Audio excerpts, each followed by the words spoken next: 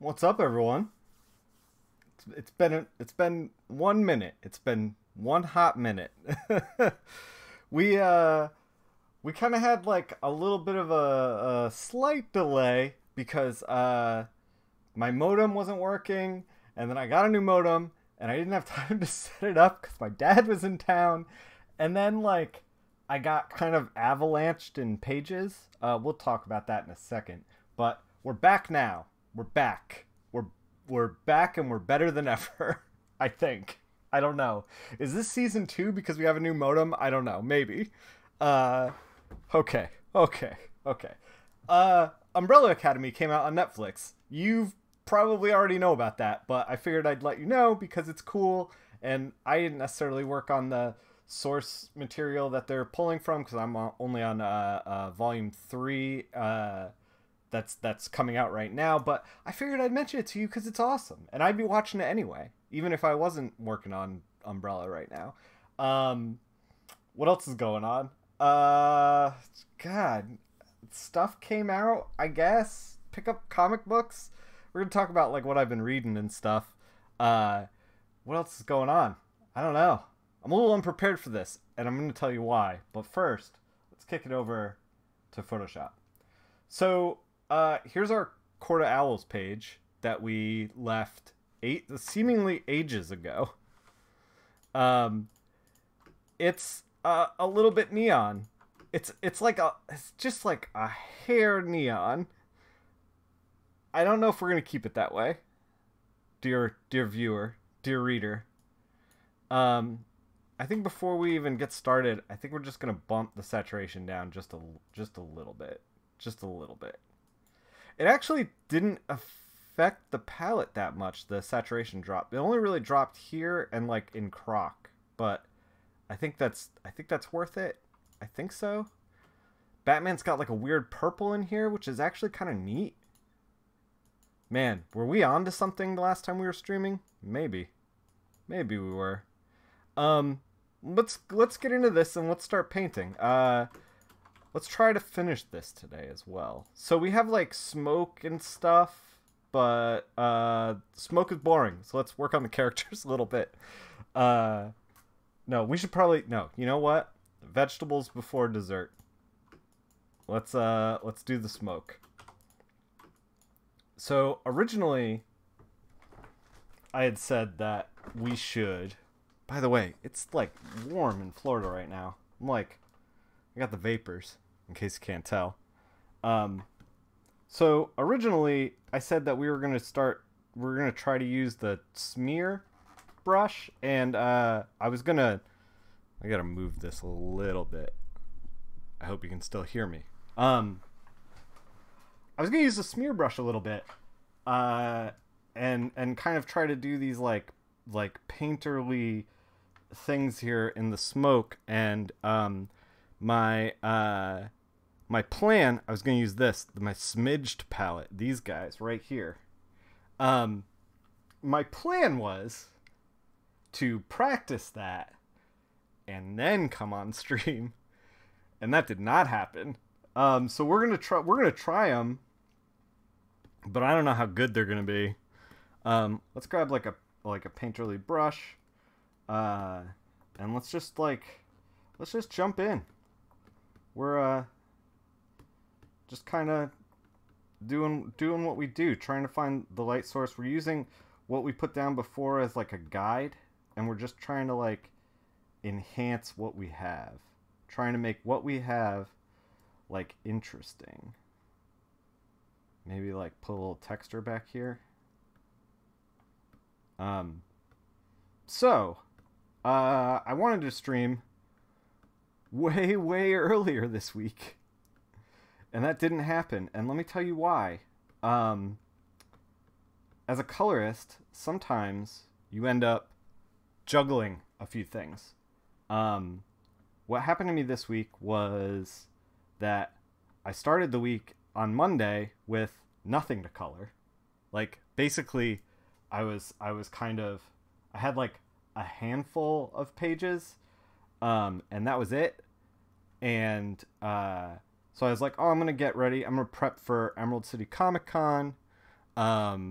I'm going to, which by the way, I did prep for, which required a lot of like follow through with, you know, ordering books and things like that. And, so I'll have stuff for Emerald City Comic Con, that you can come and pick up if you are so inclined. But any rate, sorry, I'm thinking about smoke. So I was like, all right, well, I'll get all this like extra stuff done, because like I still had there's always something to do. And then I got a bunch of pages from the Realm to be sent to the Flatter, and the Realm needed to get done. But the other thing that was happening was Umbrella was very close to being done and out the door as well. So basically I was like, well, I have like 3/4 of the Realm to do, and then I have Umbrella that the pages could potentially come in, and if they come in by Thursday, then I got to get Umbrella out the door by Friday. If they come in later than that, like, you know, it's fine, it's not a big deal. But like, so I basically had to do the Realm in like 3-ish days. What's up, Graffiti? Hey, Hulk Hoquin. So like, I entered this kind of state where it was like, and this is common for colorists, where two books kind of like collide into each other schedule wise. And so like, even though I had a little more time to get the Realm out the door, like the Realm is due at Image on like Monday, even though I had a little more time, I actually didn't have a little more time, because if I got Umbrella pages, I would have to work on that, and that would have to get out the door, so I wouldn't be able to work on the rest. So it was like this weird scheduling thing where I was just like, well, I guess I'll just like kill myself over these pages. I can't really do anything else. I can't do anything extra. I'm just gonna bang the stuff out. You're excited for ECC? Emerald City Comic Con? ECCC? I think so. You're gonna be there, Graffiti? You gotta come by and say hi. And when you come, this is critical. This is critical. If you guys come by and say hi to me at a show, and you've interacted with me on Twitter, you've interacted in the chat right now, tell me what your username is, because if you just come up and you're just like, hey, what's up? We hang out. Can you sign my book? Cool, thanks. See you later. Like that, I don't know that we have history. Boix is coming to Emerald City Comic Con. I know it.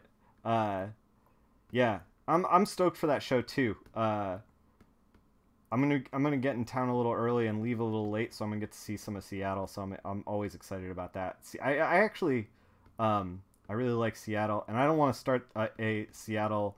What's better, Seattle or Portland? But Seattle's better. So you know, I guess I started it and I finished it. There you go. Sup, gamers? Where are we dropping?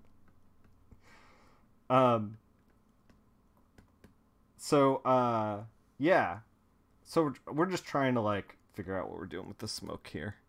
I think, is this RGB? What mode are we in? We're CMYK. This is like very neon. Never been to Portland? It's all right. I have fun when I go, but I have fun because I'm like around people that I like more than the city itself. Maybe I got to give the city another shot. You like Seattle a lot more than Portland based on the few times you've been. Yeah. Portland seems like Philadelphia in that the whole city seems like an up and coming neighborhood. But that's just the whole city? I don't know. It's weird. Anyway, the point is that I'm going to be in Seattle. I ordered a bunch of... I'm going to be sitting next to Jeremy Hahn at the show. You want to do a big retro gaming swap meet in Portland? Oh, you want to go to one? Oh, yeah. I bet it's awesome up there because isn't... Well, no, isn't Microsoft in Seattle? Everything's in Seattle, isn't it? I got to imagine those those people at Microsoft have like some good goodies, some rare games and stuff that like leaks out every once in a while. Uh, that's got to be a thing, right? Right? Somebody cleans out their garage and suddenly all these like betas like of weird games like end up on the market. That's got to be a thing. Um, Everything is in Seattle. Yeah, but Portland is the original game show. Oh, I didn't know that. Um, so yeah, I'm gonna be sitting next to Jeremy Hahn. So the only realm stuff I'm bringing, because I don't want to like cannibalize his sales. And let's face it, since I'm the colorist, most people are gonna be there for that are there to pick up realm stuff are gonna like come to him first. Um, so in an effort to like not cannibalize his sales, but also I just want to turn off those little crawlies so I can see what we're doing with the smoke. But also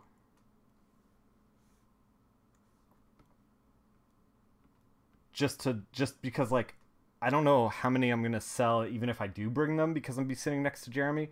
I've decided to like not bring any realm stuff except for the stickers because Jeremy doesn't have those. So you do a bunch of you do have a bunch of Nintendo Power guides from the Nintendo Power Hotline. Nice. Uh, so yeah, we'll have realm stickers. I'll have Helheim books. Um, I'll have a handful of Umbrella Academy variants for the first issue only. Um, if you guys are into that, you should come early because I think I only have two of each, and I have the Magnola and Sketch variants, which are like pretty rare. So you guys should come check those out. Um, Shannon was trying to convince me to just hold on to those and like collect the comic books that I'm working on, which feels weird to me. I don't know. Like I understand where her head is at. Like oh, like this thing is special. You worked on it. Like you should keep it. But like I don't know. It feels weird to me to do that. Anyway, um, we are both having a very long week here.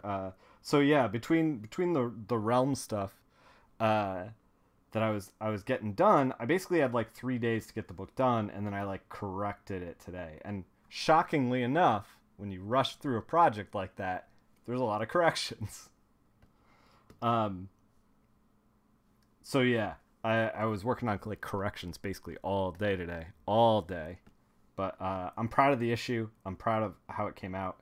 Um, Jeremy like gave me a bunch of notes, and at first I was like, seriously, we have like so little time to do this. I'm trying to get this out the door, and you're giving me a bunch of notes. But then I like took a breath, chilled, looked at the notes. And I was like, these are all good notes. These are all good. He knows what he's talking about. Um, One of the things that kind of snuck up on me with the realm, and maybe this is true of projects that you're working on as well. Um, I did a thing where like we put a little splatter in there. Maybe it's too much splatter. 50%. Yeah, there we go. Put another one in. There we go. Adding a little dust and noise. Um, there's a ton of characters in the realm, and these new issues are gonna have a lot of callbacks to stuff that was like one or two characters at a time. I'm trying to figure out what we're doing here.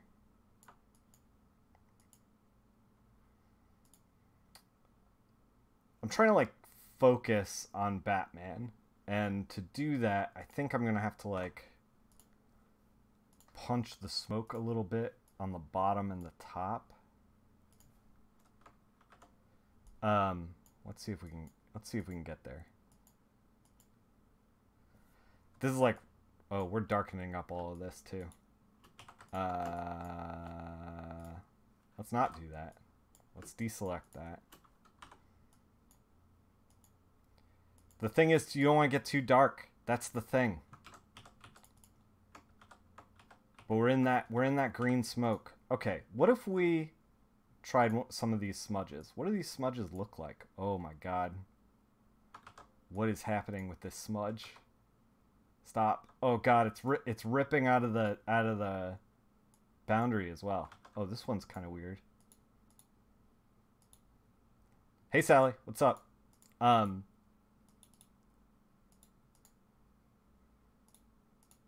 We're kind of like pulling from color that's like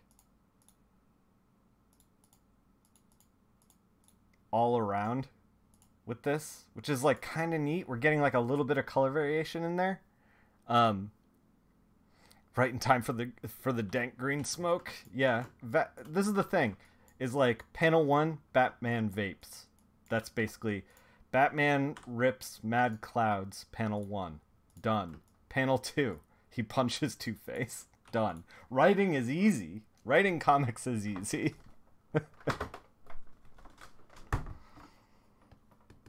Everybody should do it. It's so easy.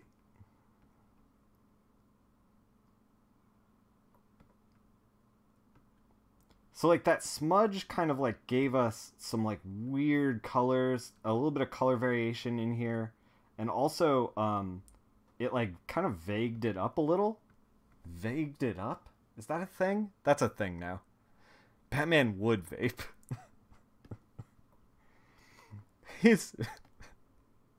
Batman wouldn't vape, but like Tim Drake would vape. Robins would vape, and Batman would be like, "That's terrible for you," and Robin would be like, "No, man, it's water. It's good. It's good for you." It's so stupid. It's hot in Florida. I feel like, whew. I got a little bit of the vapors. So we're screening this color down, and it's basically just turning white. I hate it. So we're backing up. What if we screen just like a green down? Is this gonna look a little better? Maybe. What if we did like a blue? Nope, that's not gonna work. Try this green. That's a little bit better. I'm trying to like highlight the there's a little bit of definition to the confirmed. Yeah. You're not my real dad, Batman. He didn't take Venom in one of the Legends story arcs. It's basically the same thing. So we're trying to just like, there's a little bit of definition in here, so we're trying to like roll with the definition that's provided. And make sure that this we gotta zoom in for. It's annoying, but like, this is the thing with this stuff. A lot of times I'm like zoomed out quite a bit. We're zooming in to like do this little like around the edge of this smoke cloud just to like try to get it to look right. Nobody is going to view comics at this size. Like when you start to zoom in on like details like this, unless it's like really important, then you really don't need to do this. Like, this is like so like, they're gonna read it like that, but like the edge of this is important. So I don't know, maybe it is important, maybe it isn't. I don't know. But anyway, you guys, one of the things that happened just recently was that Marissa tweeted about my Discord being a good resource, and then like my Discord like doubled in size. So if you're new in the Discord, welcome. And if you're watching this and you're not in the Discord, but you do like, you're trying to get into coloring, you should join the Discord. I don't know if The smoke is a wily bastard. That is for sure. Wily. I had a guy, by the way, I had a guy say that on my YouTube page that he was angry that I swear because now he can't watch my videos in front of his kids, and to him I say I'm sorry, but like I basically can't focus on art and talk to you at the same time and then also focus on not swearing a little bit. Oh yeah, Boix put the Discord invite in the chat, so yeah, if you're not in there already, you should definitely pop in. There's all kinds of like tips and tutorials, as well as I think we're overworking this. This is nuts. We're getting a little. This is turning into a little too much. There's all kinds of tips and tutorials in there, as well as we pool our resources for flatted pages for practice if you guys are into computer coloring. So this is, yeah, we're getting to the point where it's like, oh, now we're just absurd and we're just painting things that don't matter. So let's stop doing that. We're going to stop doing that. I swear to God, I'm stopping doing that. All right, now I'm going to stop doing that. And let's paint the smoke up here a little bit. Deselect this stuff. Oh, it didn't select any of it. Yeah, so it was great to have all those people show up. And because it was Marissa who was tweeting about it, a lot of women showed up, which is fantastic because this whole industry needs more female voices and voices of color because, you know, with a diverse population, you get a diverse group of comics, and that is good for everyone. Should we put flatted pages in the Discord for practice? If you want to, yeah, absolutely. I totally encourage that. This page, by the way, if you want to work on this page, is in the Discord for practice. Yeah, if you're working on something and it's like, obviously, you know, get clearance from the artist if it's something like that. Like, we didn't have to get Greg Capullo's permission to work on this because it was in a like Court of Owls coloring book, which is just like the black and white pages. Actually, Barry Colors scanned this for us, so thank you, Barry. I think I said that before. So yeah, you just gotta, if it's something that's private, if it's like, hey, I worked on this book a year ago, and I figured maybe you guys might want the pages for practice. Like, that's cool, but make sure you have permission first, because some artists, you know, won't want that, and you know, you got to be respectful. At the end of the day, it's about respect. Because you know, you don't want to burn any bridges. You want everybody to get along. You want to be considerate of others. Part of the reason why I was late to this stream, by the way, was because you know, Shannon's having a tough work week, and so I was doing some extra chores around the house so that, you know, she comes home and the house is nice and clean. Look out for your partner, is what I'm saying. Look out for your partner, whether it be comic books or real life. Can you put videos of you doing vape tricks in the Discord? No, vape tricks will be banned. There will be no vapes in the Discord. Those are actually required to be able to stay in the Discord. Yeah. It's the flatted pages for practice, and also vape tricks. You know, you don't know what you're going to get there. It's two things that go hand in hand, but yeah, I don't know where I'm going with that. So anyway, how's it going, guys? And girls and everyone in between. I have been reading a bunch of comics lately. You guys want to talk about comics? I read some She-Hulk, and I kind of want to talk about this because I want to like backdoor conversation into covers. I want to talk about covers in general. And like, cause this book got me thinking about covers. You're gonna start one of those commissioned sketchbooks at your house. The theme is gonna be Robin's vaping. It's not a bad one. I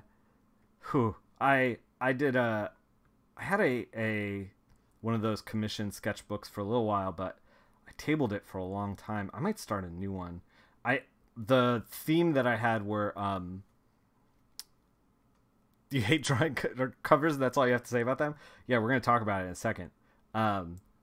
About my experiences drawing covers and what I expect from a cover as a reader.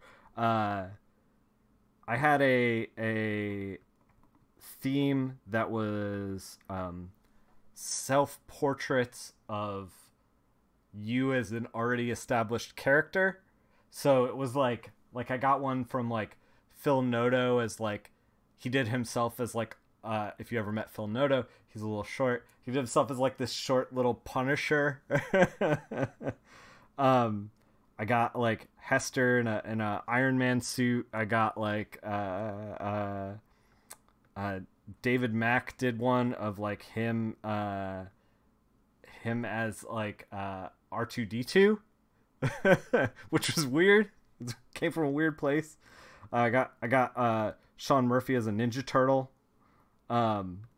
So it's all like self-portraits, but it's like, you know, weird self-portraits. It's like cosplay almost. It was a weird sketchbook. Support the short. Nice Space Boy. Respectable tag. Handle. Whatever. I assume you're watching Umbrella, of course. If you're not already done with it. No spoilers.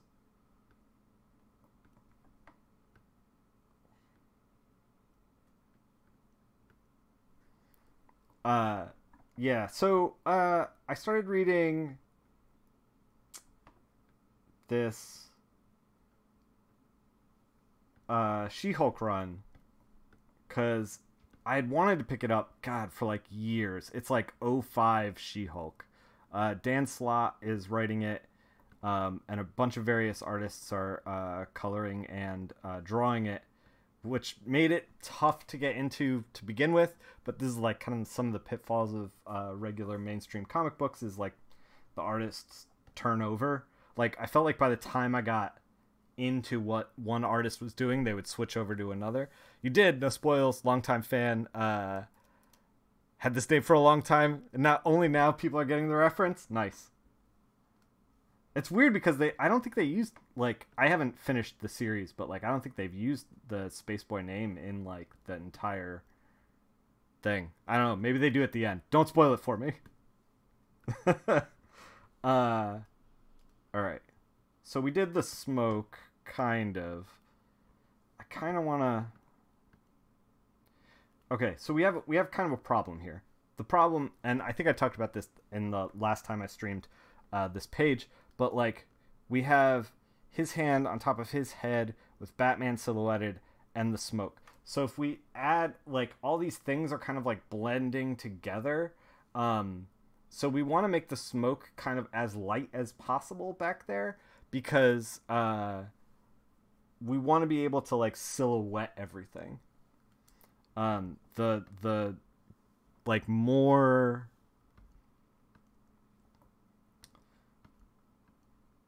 the smoke is dark back there, the more that like you can see like now the shapes are like coming through.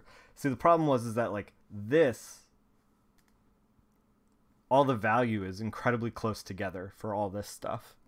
But can we go back? We can't go back. I'm just gonna use a very, very light white and hopefully do this in one go. Yeah. So like now, and we're not gonna keep it this color, but now it's kind of lighter. It's kind of a little. You can see the silhouettes. Like you can see the shapes that Greg Capullo is putting down here. Um, let's see what my drop frames are. We're drop frames 241. We're doing good. I used to drop, before I got the new modem, I was dropping 241 frames in about a minute. So I think 241 for 35 minutes is probably fine.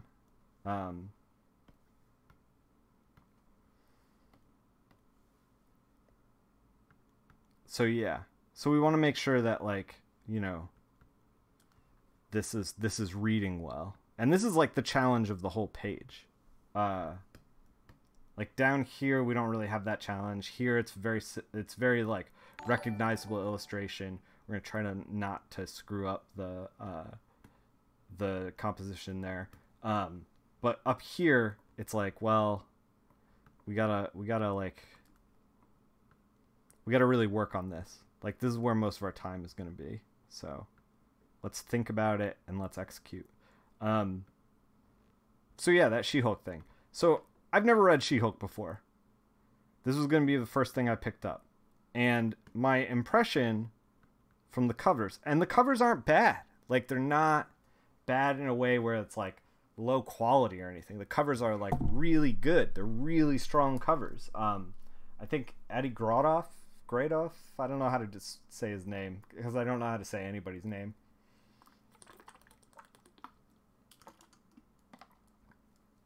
Hey Erica, what's up? He did those covers and they're beautiful.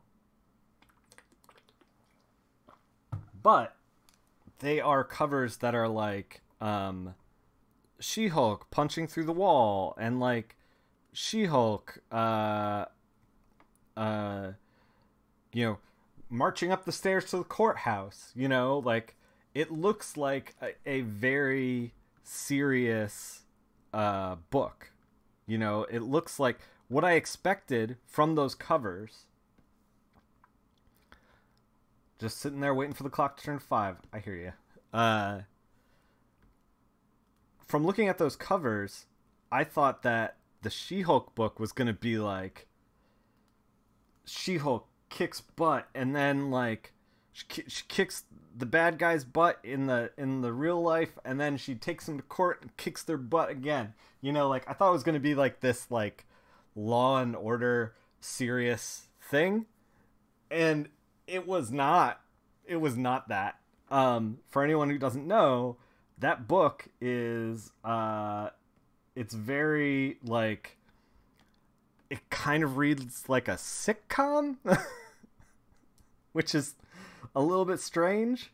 We're just greening this thing up just a little bit. And I got into it like once I realized what was going on, but like it just took me a while to get there. Where I was like, what is this? It's like She-Hulk gets a job at a law office and then like she gets a bunch of stuff sprung on her in a way where it's just like, my boss needs me to watch this supervillain and like they're gonna be up to something. It was just like, what is it read like a sitcom. Like I was ready for like She-Hulk to just draw a line down the center of the room and like you know, like you're on that side and I'm on this, like the classic like sitcom trope. But like and like once I realized that, I got into it, but like the covers just did not communicate that at all. And so, you know, if you guys are out there and you're like making covers for your book, be sure that you like communicate, like not only make it like a well-drawn thing. By the way, as a colorist, one of my pet peeves is montage covers. And I know why artists do them. I understand that they are very attractive to do because it's like you put all the elements in and you successfully communicate the idea because you haven't left anything out. And then you can also like grab people's interests by like, oh, you like this one thing? Well, it's on the cover. If you like this thing, it's on the cover. Your life is a montage. So it's like it'll turn into you know, you don't leave anybody out. You hit as many interests as possible. I get it, but like as a comic book reader and as a colorist, that stuff is like, it's incredibly challenging to make stuff like floating heads like look like they're supposed to be there, you know? That kind of thing. And She-Hulk didn't have any of that. I'm just like riffing because I've done like a million montage covers.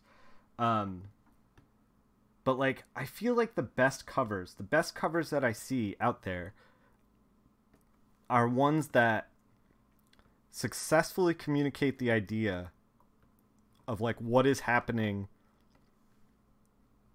in the book, and also like, and boil it down to like one scene, you know? Like, what is, like, when you think about like classic covers, like you think about like you know, the Spider-Man like leaving his suit in the trash and walking away, like I don't even have to show you that cover, you know what that cover is, you know?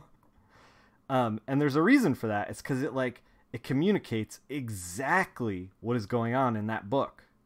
And so like I feel like that's the goal with covers. Like you're gonna want to like think about that stuff, and you're gonna want to, as a colorist, highlight stuff like that like as best you can. Like you gotta, especially with like montage covers, you have to like pick what you're putting the stress on with the montage. Like, what is the most important thing for that cover to communicate, and then make like a secondary like tier of like, okay, but also this stuff's there. It's a weird balance to do. All right, so I think we've kind of like done the smoke well enough. We're gonna add some splatter and stuff up there, but let's work a little bit down here.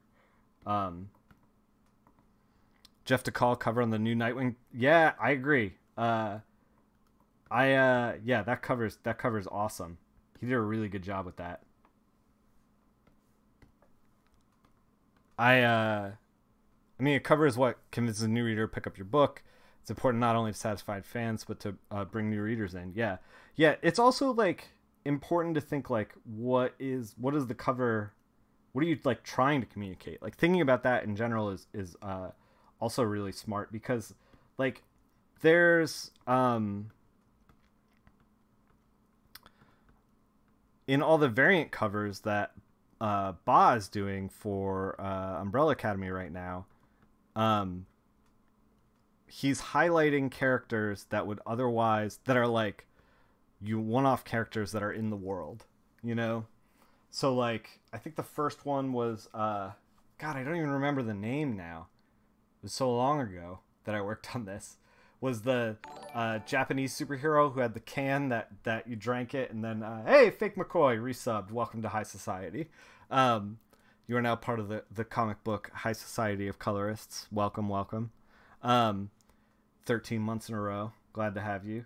The character that was like would sip on the soda, and then the soda like translated. It's a wild idea, but like, so he's highlighting characters that you might have otherwise just like glossed over and forgotten about. So I think that's like really neat as like a variant idea, you know? You had to sit through the most awful Gas Panic. Yes, you're right. What it was, Gas Panic. You're right. You're absolutely right. And once you said it, I'm like, yes, that is what it was.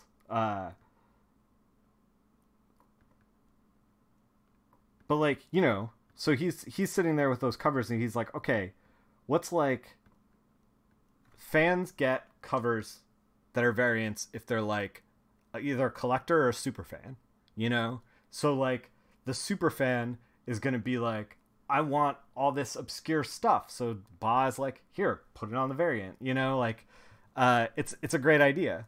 It's almost like Ba's really good at this. It's almost like Ba and Gerard have thought about things. But yeah, you want to think about stuff. You You had to sit through the most awful ad. So, I I think that by the way, most of you should probably use ad blocker. Um, I don't I don't monetize my YouTube stuff in any way because it's like not worth it, and I don't want to create a terrible experience for you. So if you ever get an ad on YouTube or you ever get an ad on Twitch, like I feel like you should just use ad blocker. Like I don't see any of that ad money, and if I do, it's like pennies. It's like you're not really helping me, and I would rather you have a good experience than, whatever. Uh,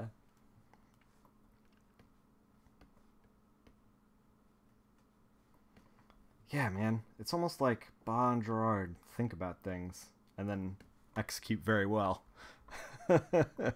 um, at any rate, yeah, you want to think about like what are the goals of your cover. So like McComicker was saying that he's kind of bad at covers. And I think that if you just sit down and you think to yourself, okay, what is my book about? And then you go, all right, how do I communicate that? I think that those are questions that are integral to making a good cover. And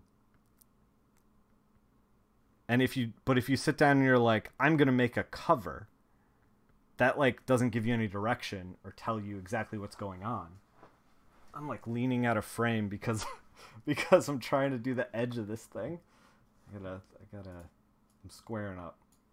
There we go.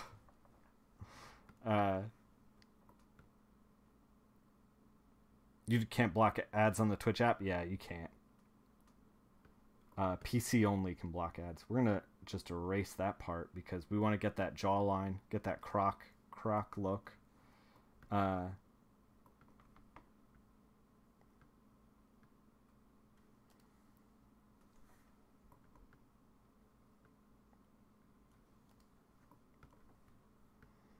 So yeah, for like McComicer's work right now, he's working on rovers, and I would sit there and I'd be like, okay, what's rovers about? Like, how do we communicate that? What is this issue about? Is it a jailbreak? Is it a fight? Is it a poisoning? Is it like I'm rattling this stuff off, and I'm sure you're out there like, oh, I know how to convey a poisoning. Oh, I know how to convey a jailbreak. Like, I know what cover I'm gonna do for that. You know.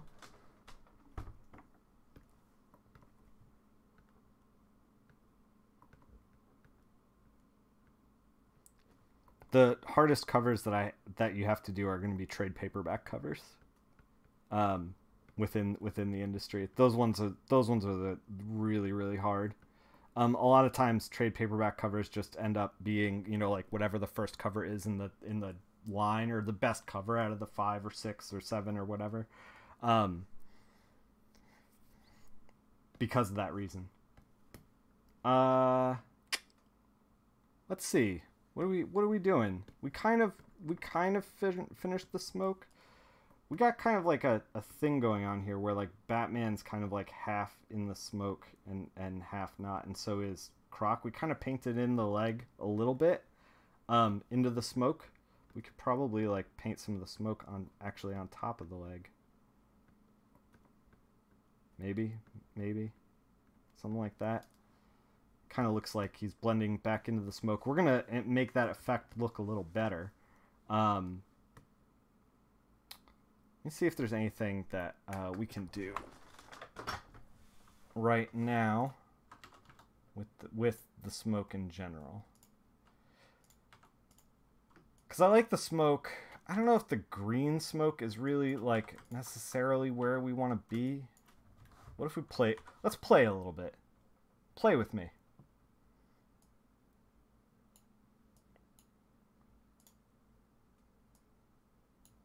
We are on the wrong layer. We cannot play yet. Now we can play. That looks terrible. Congratulations, we did it. The blue doesn't work at all. What if we just desat? That doesn't... I don't like that either. Maybe we just keep the green. Man, this page is a tough one. Why did we pick this?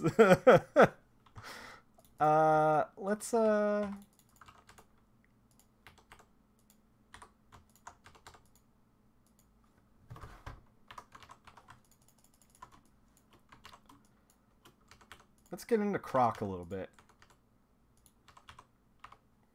We're gonna have to do some like special effects stuff at the end with the smoke and everything that's going on in order to kind of make it all, tie it all together, make it work. I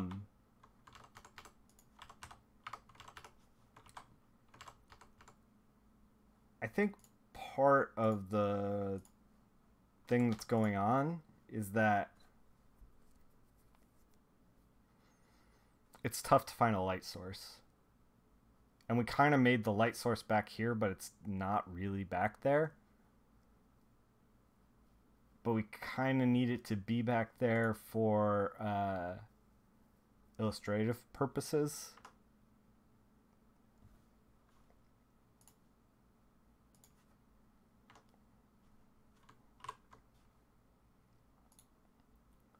And desat Croc a little bit because he's looking a little neon-y.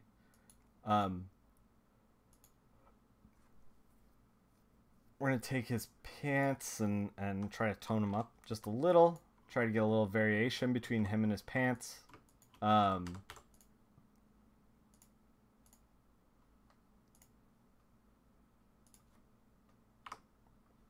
to bring these up just a tad. Okay, it's starting to come together. Let's get rid of this yellow because we don't need it. And it's throwing off like my ability to see everything else. So we need to change it to a color that actually blends in a little bit. Okay. All right. I'm feeling better. I'm feeling better about this.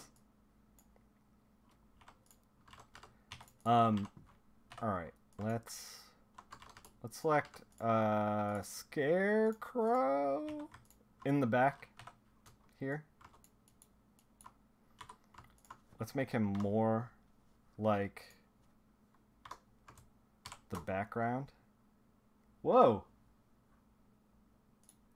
Man, I set up some hotkeys because I was playing around. Oh, those hotkeys. It's like Shift something. I think it's Shift F and Shift G. I set up hotkeys for scene switching because I'm trying to figure out how to do that from the couch. I was going to use a Joy-Con.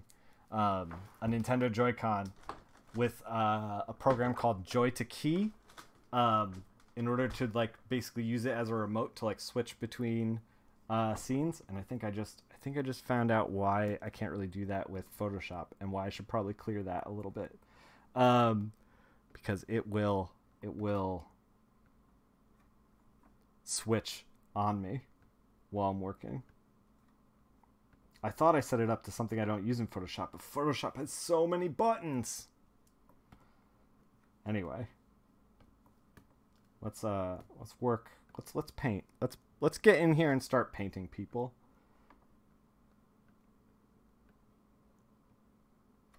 This doesn't have to be too fancy because we're going to be covering this up with a little bit of a light source. Anyway. Or like a smoke source. I'm probably going to take like this green over here. This guy right here. The green of the smoke. Just closed. I don't have Joy to Key open. It's like programmed into the Twitch thing. It's 3 programs that need to run.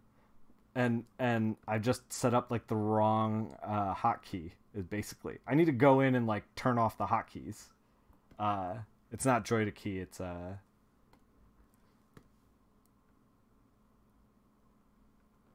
yeah, it's something else. I gotta remember to do that for the next one. I don't think we'll need it again though. Famous last words. before I start like switching to the clerk's background over and over again.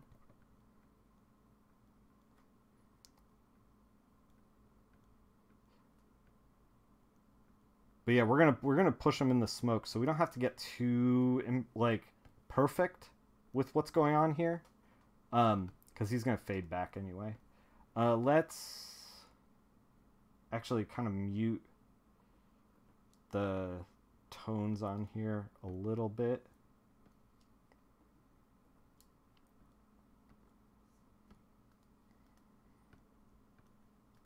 And then we can make his face look all gross. You're too deep. Yeah, yep.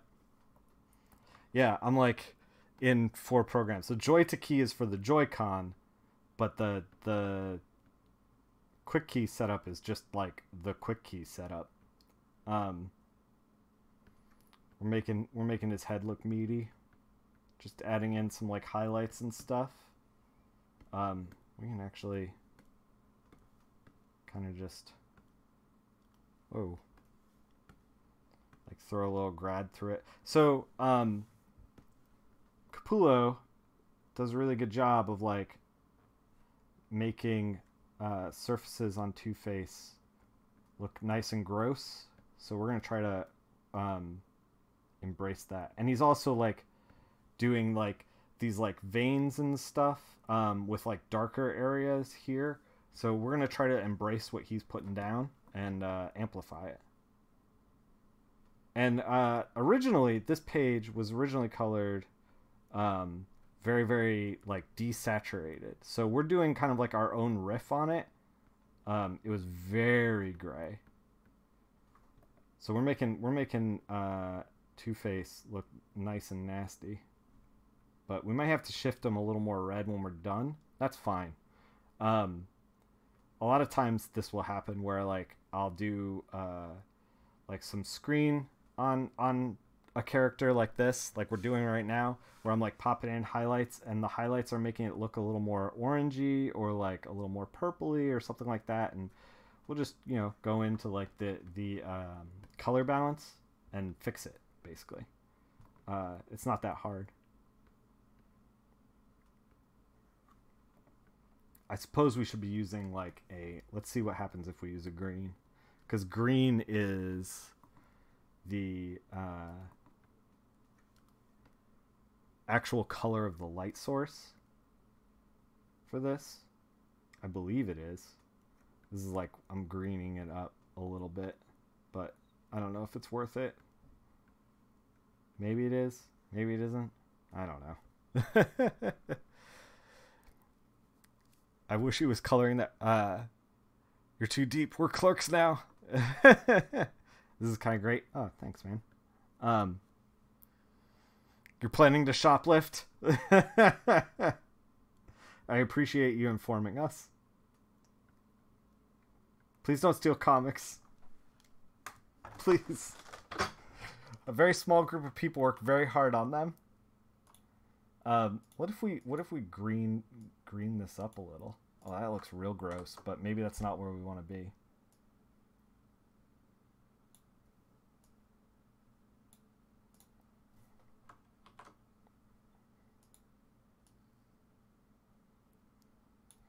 Okay, that looks perfect. That looks perfect. So like, we kind of have, it reads as red, but with like green light on it. It looks good. I'm into it. I'm into it a lot. We're gonna darken his hair to a black, because Two-Face's hair is black, right? That's a thing, right? There we go. I'm not gonna mess with this. It's like, with like dark hair like that. Oh my god, we are clerks. Hold on one second. Hold on. I gotta. Wow.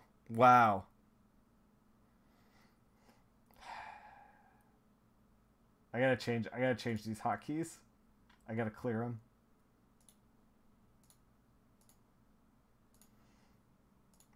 Wow. I just added an extra step I have to do when I stream games. There's a lot of ins and outs, a lot of what have yous. I'm not even supposed to be here today, to be perfectly honest. All right. So we made Two-Face look good. um, okay. That shouldn't happen again. Don't let that happen again. I'm not talking to you guys. I'm talking to Craig. Um,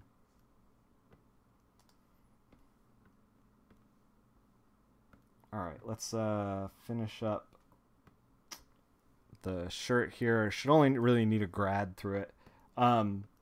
This kind of stuff. It's like when it's not the the focus is here. Where like Two-Face is receiving the punch, so you don't actually have to go super deep into. This is exactly what you expect from your free entertainment. Oh, come on, please. Well, you shoplifted most of it. Let's be honest. By the way, speaking of free entertainment, you guys can subscribe to this channel if you have Amazon Prime for free. You just link your Amazon Prime to Twitch, to your Twitch name, and you can subscribe for free. And they just announced that they're gonna do like more emotes for smaller channels. So if we get up to those 15 sub points, if you subscribe, then like maybe we can do more emotes, which would be super fun. Because I was thinking about redoing the emotes anyway. I was talking about this in Discord like a little bit. So what I was saying with this is like when it's not the focus, you don't have to put a ton of time and rendering into it because people aren't going to be looking there anyway.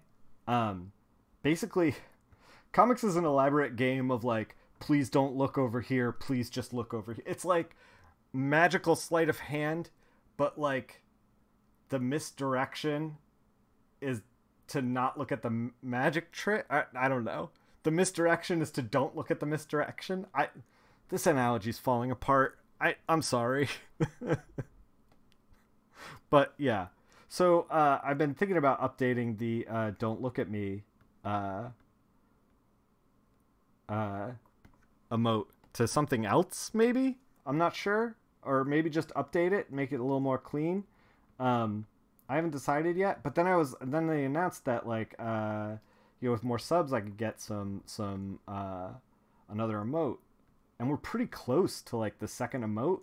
So hey, maybe tell your friends, subscribe.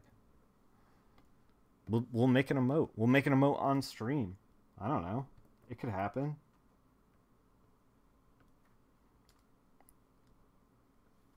All right. Okay. We're not clerks anymore. We got this thing moving nicely. You know what I kind of wish that I kind of wish that I've been reading Killer Be Killed as well. I just finished it. I kind of wish that I went through and pulled some of Betty's palettes out, because I think like her palettes would actually work really well. We're like hovering on the edge of her palettes right now, which is like kind of neat, because it's like it looks like her but it looks like me. So you never make anything. Here's the secret, guys. Here's the secret. Even if I pulled all the palettes from Killer Be Killed, like every single page, and put them into a palette sheet over here, it would still, like, at the end of the day, it would still look like me. Like, you can't totally like recreate somebody else's stuff. It just doesn't happen that way. Art doesn't happen that way. If you're trying to do that at home and you're like trying to figure it out is one thing, but trying to perfectly replicate what somebody else is doing is a fool's errand. It will screw you up every time.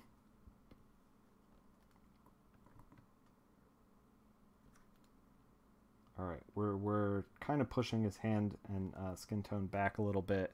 I'm working very, very zoomed out because this is normally the size that I work, because you know, like we could get into this hand, but it's like all these little mark makings and stuff, like they add up to a larger picture, and it's like, oh shit, I missed these, like, these little pixels here. It's like, oh, better clean that up. But it's like, you know, nobody's gonna see this stuff. And not only that, but like, Capullo's like loose with the mark making too. Like this pinky isn't perfect by any means. Like, and now I'm like noodling bounce light on this hand that's like less than half an inch big, you know? Madness. We're deep in the madness. All right. Let's put a little bit of highlight on the back pole here, and then we'll work on Batman, and then we'll finish off the rendering on the bottom.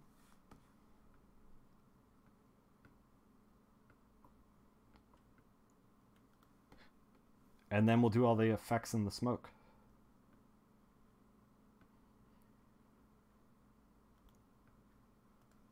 But yeah, I do feel like this is weirdly hovering on the edge of some of those Betty palettes. But that's fine. Some of the Realm stuff kind of hovers there too, kind of accidentally. When I started working on the Realm, I was like, we'll keep it like greenish and like desaturated, like post-apocalyptic, and like some of those pages I look back and I'm like, there's a lot of like criminal in that. A lot of kill or be killed. Just in general. It's the most perfect and beautiful pinky you've ever seen. You're out of your mind.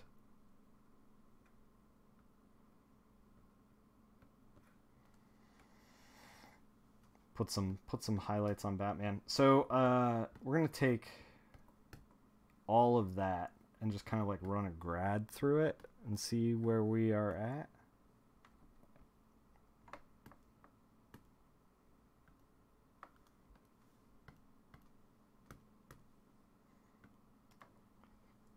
Because we want to have the light and dark like work together, play together, live together.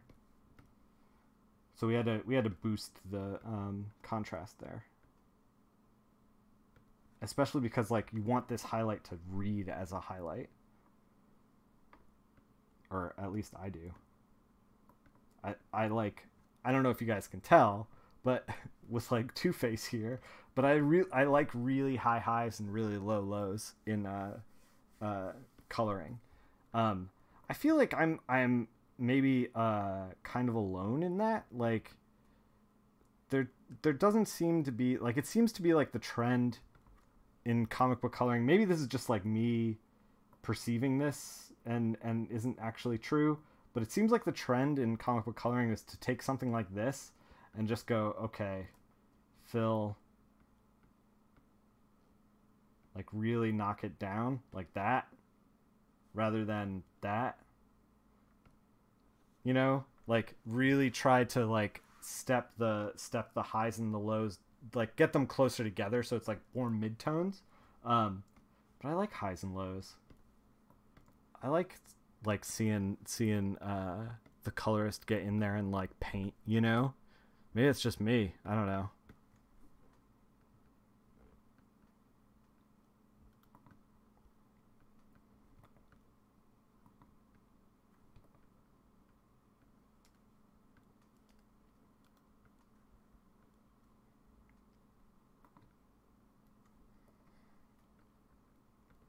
So yeah, we're just trying to add little zings of highlight into Batman's stuff. We might actually desaturate this a little bit, make it, because it's like coming across like a little bit too blue. Although I do like blue and gray Batman. That's like kind of where my headspace lives. What's a little mashed potatoes without the gravy?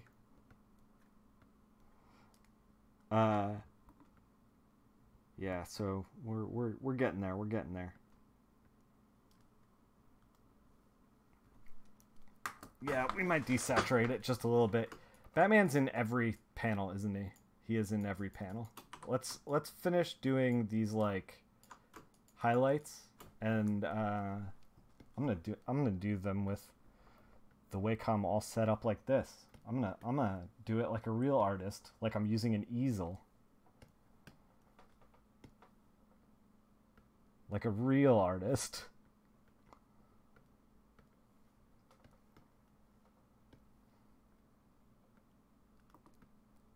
It's all right. I'm gonna still have an intact wrist after I do this. It's not gonna be a big deal. He said, knowing full well that he won't. I don't know what happened here. This highlight got weird.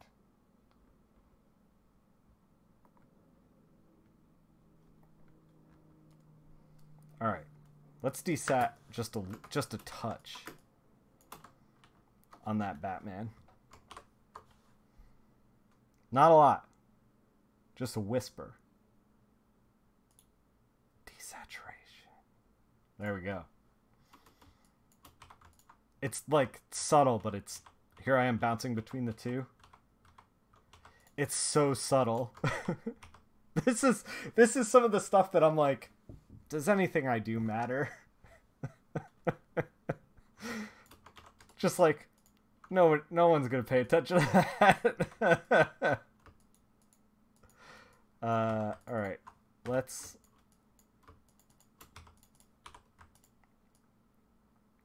I'm gonna take this kind of gray, shift it to normal, and just kind of like gray out Batman's face just a little bit. Kind of put him in shadow.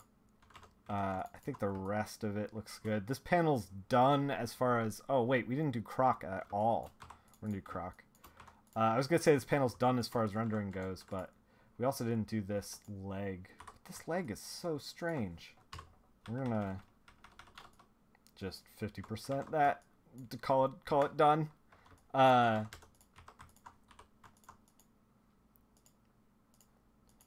I also kind of like the idea that Croc has a different, even though they're all in like finished homework, less stressed, nice. I also like the idea of Croc in a different pair of pants from the rest of the inmates, because like they're all kind of wearing these like white shirts and stuff, and Croc's in like these brown pants. It kind of creates a narrative of like Croc was so big that like the standard issue pants that the Arkham could get. I'm not big on using pressure sensitivity for width. No, I don't like that at all. I don't think I've ever done. I usually, so like I do it like there's like little and there's like thick. But I don't know. It's like I'm never like using the pen to cover a large swath of something, you know. So I'm never like jamming the thing down. And I usually like I'm trying to pay attention to like the pen as like mark making, you know. So because of that, I did say doo-doo. Because of the pen as like mark making,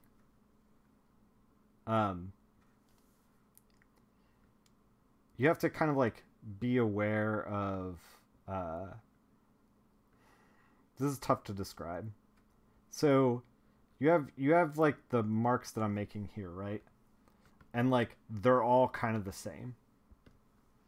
But if you go in, if you think about the mark not as like one line, but like the outline of a mark, like, let's see, we'll do something here. So like, if you think like, if this is the mark that I made up here, like very blown up, I'm trying to think of this mark instead of being like the same thing over and over again. I'm going to go in and kind of like tweak it so that it looks like something like that. Like I'm going to work my way into making a better mark. Because like this kind of mark making that's happening right here, where it looks kind of like a barbell, or like the highlight that it's like a highlight that like Bruce Timm uses a lot on like Batman the Animated Series. It's like this is in my comic DNA. Like this is how Bruce Timm did it.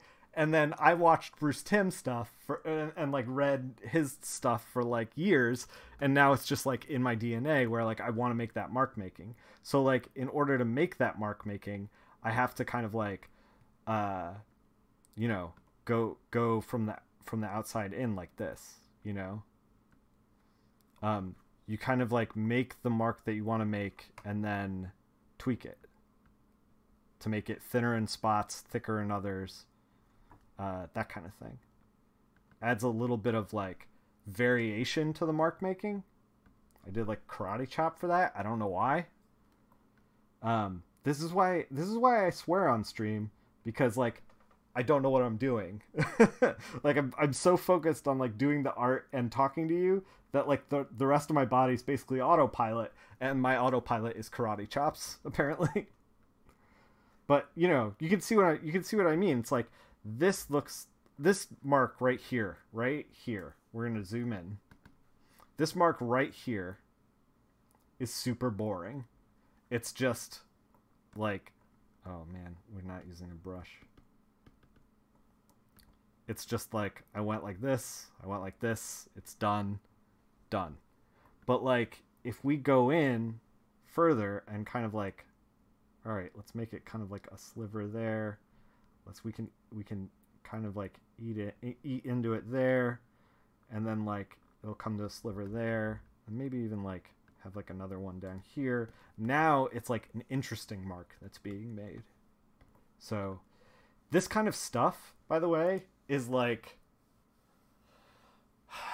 it like matters, but it doesn't matter, you know? Like, this is stuff that we are at the level right now with this piece where we can do something like that and like focus on something like that. But you don't want to worry about stuff like that until the very end. You don't want to worry about like, is this mark that I made in here looking right? And is it interesting? You don't worry about that stuff until the very end, because we were so zoomed in. It was such a high level of detail that, like, you know, it's something you just don't like. When we were we flatted this thing. When we, in the previous episode, the reason we weren't doing stuff like that is because we were still figuring out the palette. We were still very general. All art is made general to specific. So let's kind of select Croc's chest here. Actually, you know what would be easier? Probably just doing that. Can we actually just select this Croc? Yes. Okay. We're gonna push the this claw backwards a little bit by selecting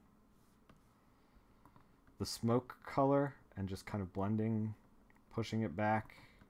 Just like, that's a lot. That's pushed back a lot. Maybe a little bit less than that. Yeah. Okay. So like, we lost a lot of detail in this back claw, but it's gonna be fine. I kind of do, man, like, it really depends. Charlie's asking if I focus more on mark making on a cover versus interior pages or splash pages versus regular panels. It really depends. A lot of times it's going to depend mostly on time limits that I have on myself. I try to make, it's weird, like, you would think that, you know, it's like, oh, covers, you're gonna spend a lot more time on those, and like, I do sometimes when it needs it, but like, I try to give everything level or detail attention to the image. Yeah, I get what you're saying, but I try to give like everything the level of attention that it deserves, you know. Like, clearly, you know, like, just think about this for a second. Like, Two-Face's head here, Two-Face's head here took up a ton of real estate on this. Croc takes up a ton of real estate on these pages. Like, these guys, not so much. We're not going to go too deep into the mark making on this last panel because, like, by virtue of them being tiny, like, we don't have to, and B, they're less important. So it's like I think that kind of answers your question. Like, the answer is it depends. I don't know. I just like try to give everything the amount of time and energy it deserves. We're adding a little rough stuff on Croc here. Oh, we unselected him. But yeah, I mean, like, I don't think there's but obviously, you know, if it starts to be like a tight timeline, which some books are, then you start to like triage that kind of thing where it's like, okay, well, I can't go crazy on the mark making on this page. Focus dictates investment. Yeah, for sure. A lot of times it'll be like, well, I can't go crazy on the mark making on this page because, you know, I have a double page. I got to get the next 2 pages done today, and it's like 4:00, and like I want to get things done.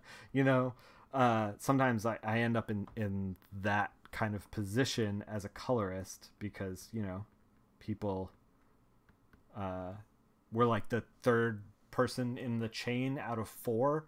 And a good letterer can usually do most of their job in like a day or 2. I say that with the caveat of I've never lettered, and that might be wrong, but like that's my impression. Is that it's pretty quick. I feel like I'm gonna be crucified by letterers. Letterers, I respect what you do. It's very technical and it's amazing, and it's an art form in and of itself. My impression is that you guys are very fast. Maybe I'm wrong, but yeah. So it's like, oh, we're the last one in the chain that really needs a lot of time with the art, and so because of that, it's like, well,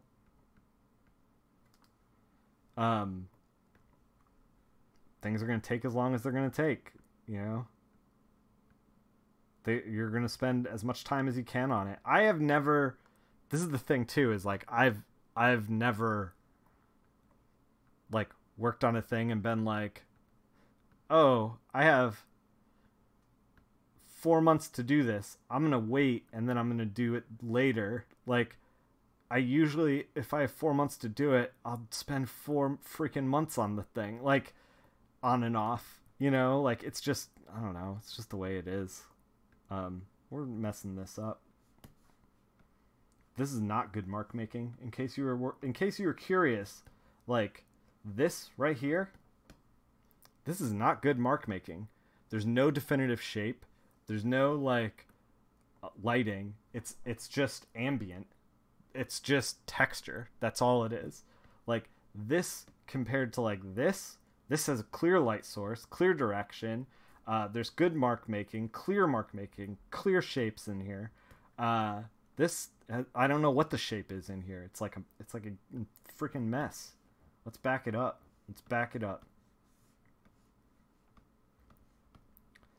A lot of times when you have a problem like that, the thing that can help you, I was trying to highlight his arm and like put a highlight around it. So instead of just painting all willy-nilly like a crazy person, we're gonna throw a screen through it. So that way we can, so like this is infinitely better than what I was doing before.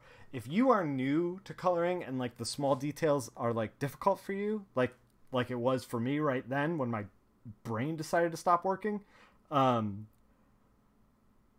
this is perfectly fine. Like this will get the job done like 99% of the time. Like throwing a grad through it, and then like maybe throwing some mark making down, just like a little bit. You don't always have to go like super in depth.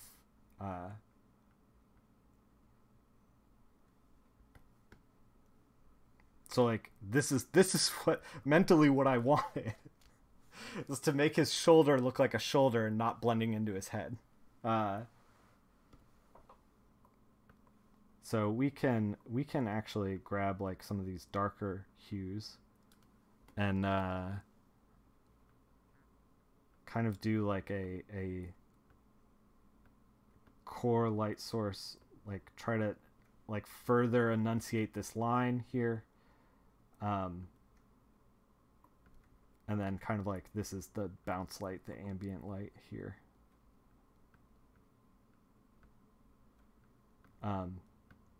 Again, I don't think like we went crazy down here just because I was, I don't know, talking and enjoying it.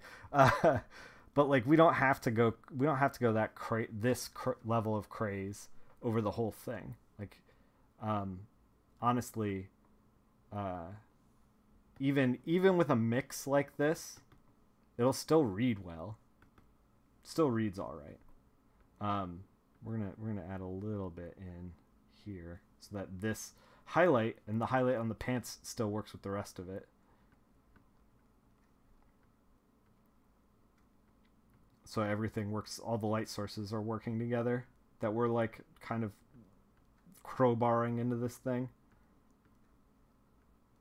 Admittedly, Croc is a little bit all over the place and kind of tough to figure out. Not that Capullo screwed anything up. He didn't. He actually made a clear light source here. But we're, as the colorist, being like, "Yo, F that. We're gonna do it this way." So early in my career, I was like, you gotta roll with the light source that the artist puts down, and then now that I've had a decent amount of experience in my career, I'm like, every light source the artist puts down is boring. I'm gonna make my own. Get out of the way. I know better. It's so stupid. Sometimes it works. Sometimes it does not, and I go back to whatever the artist is doing.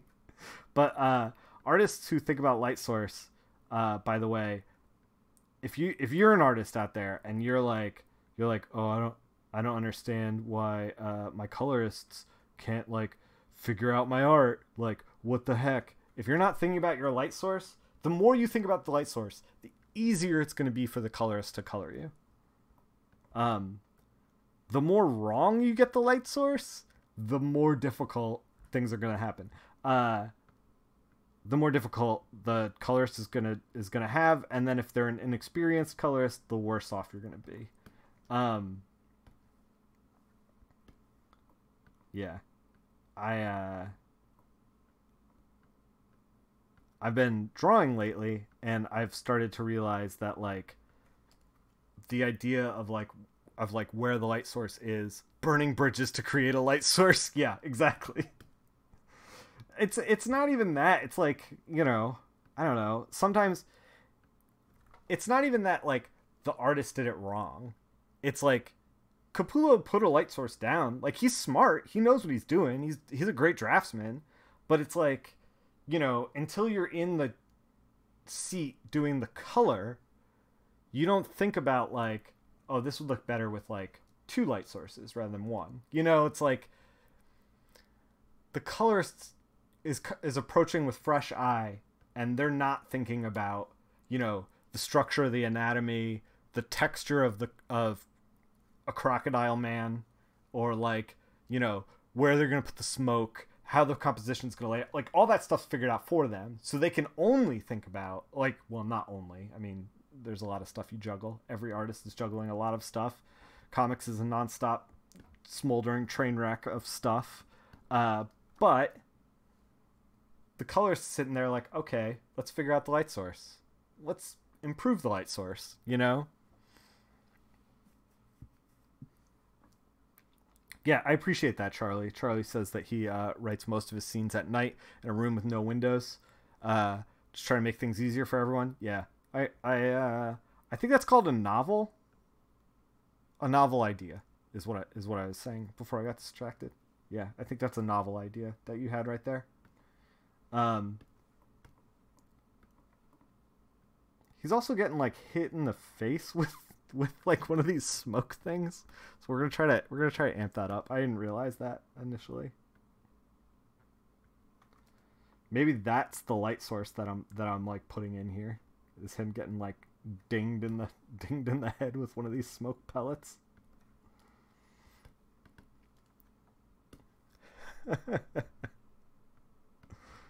uh Croc, you're so dumb and you get hit with a lot of stuff. All right. All right. Maybe because we did this. I just realized I just made more work for myself. Maybe Croc's the smart one and I'm the dumb one. Um, we gotta like paint these little trails on these little smoke pellets.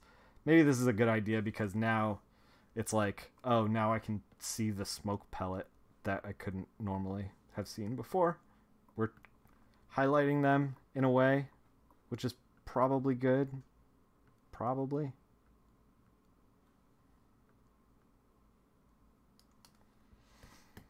All right. This panel's like done. This panel's like done. As far as like just base rendering, the straight up painting. Let's work on this one and then work on this one. And these ones, they should go pretty quick because like Croc is kind of like the most real estate that we got to cover. And then we got to work on this stuff over here. But like we're just going to basically go in and just like tweak the mark making and like that's going to be it. We're not really thinking about like full on painting except for Croc here probably. Let's color pick so that we're not way off the map.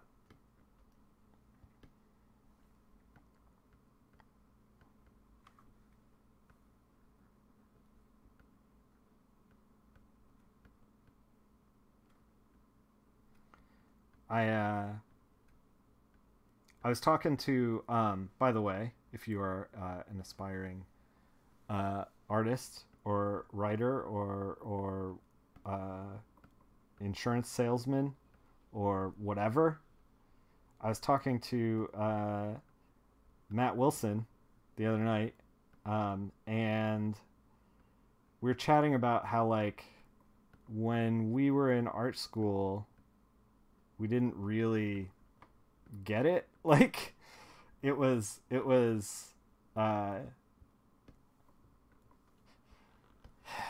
like, you know, I was telling him I felt like when we were in art school we would get things assigned to us like one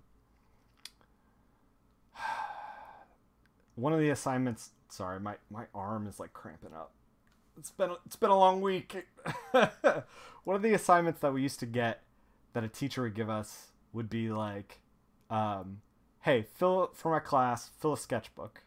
If you're currently in art school and you take a class and the teacher's like, hey, fill this sketchbook by the end of the semester with anything. Just be drawing all the time. I have learned to like, as a person who's been doing the sketchbook challenge, and we just changed the name of the sketchbook challenge, just sketchbook and work in progress in the Discord, because I'm still going to be keeping track of my sketchbook and trying to draw every day. I'm still going to be taking the mantle of the challenges, but I wanted to give you guys a room where you guys could also post like work in progresses and stuff like that. But what I was going to say is that like we would get stuff like that, and my reaction is probably similar to a lot of reactions that you guys have if you're currently in art school or have been to art school, is like you got that assignment and you were just like, oh, I gotta deal with this, like I gotta do this dumb thing, like that's gonna really cut into my free time of hanging out. I like this is the thing that I was talking about with Matt, is that like I did not understand like what the point of that was. Like, and you think about it and it's like, oh, you're just drawing all the time. Like that's not, I hate this, by the way. I hate what's going on in Croc right now. We'll fix it. We'll fix it. We're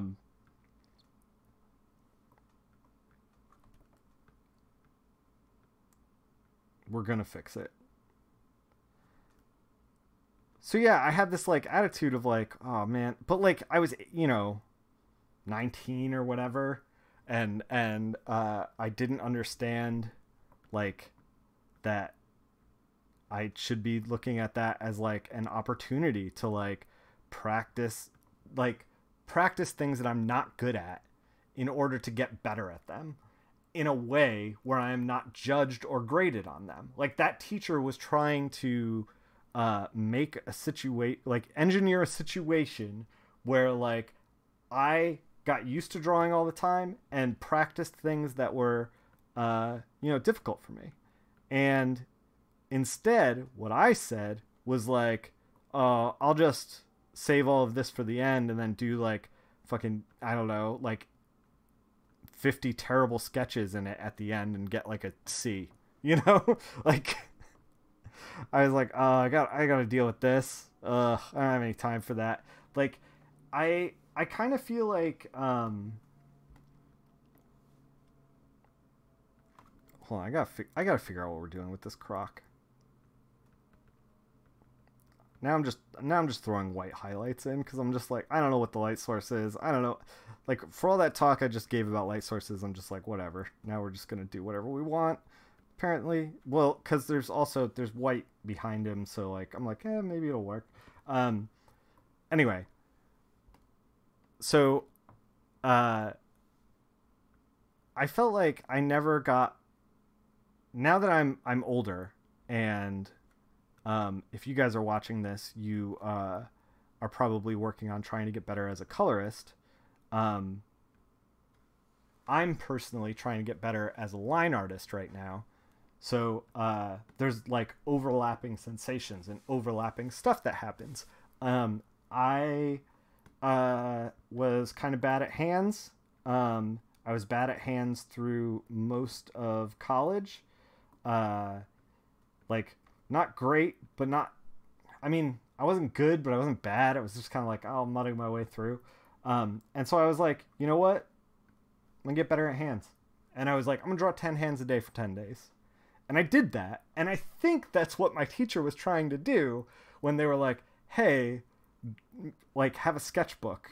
Like just, it's not fun, but like, just like do it. Just like, the thing is like what I want to communicate to you guys is that like, we're adults. If you're well, hopefully we're all adults because I'm swearing a lot, but like, if you're working on something out there in the world and you're like, I just can't render.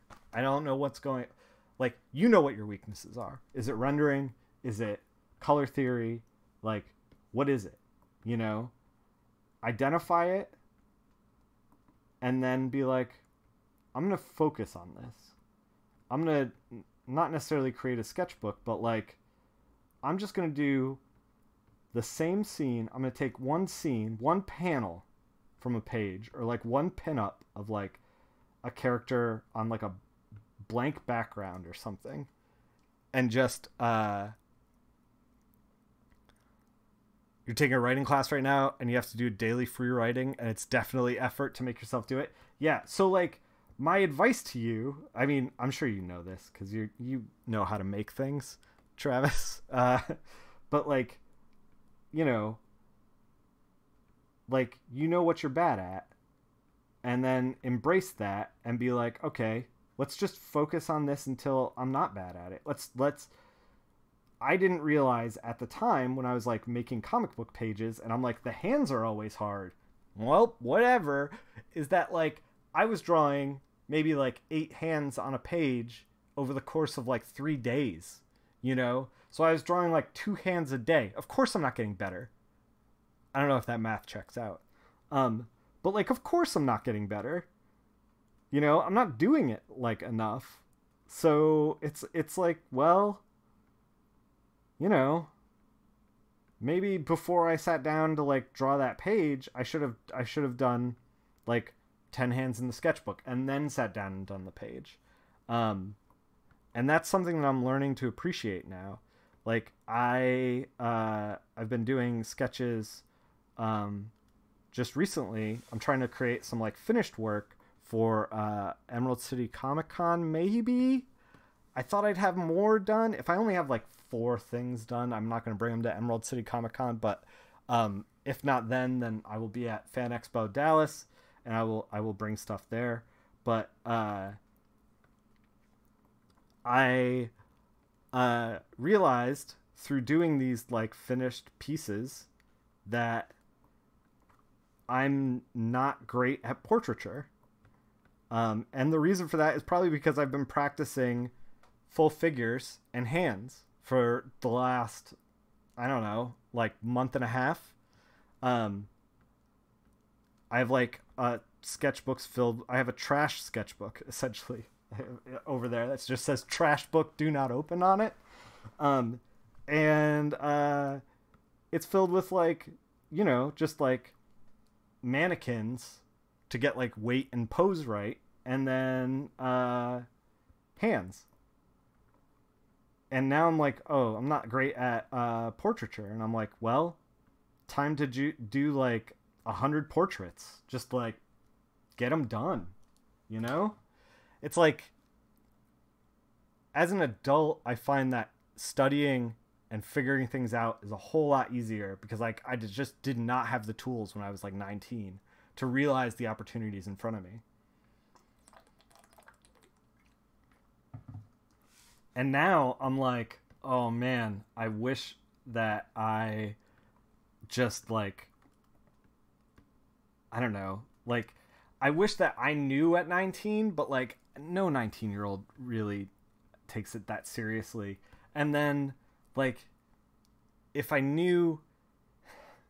wasn't taking it that seriously, I wish that in addition to like assigning the sketchbook, I wish that somebody had, and this is why I'm explaining it to you, I wish that a teacher had just been like, this is why we're doing the sketchbook. Like, this is the reason for this. I am trying to get you to a place. I'm trying to make a safe space for you to practice things you're bad at so you get better at them.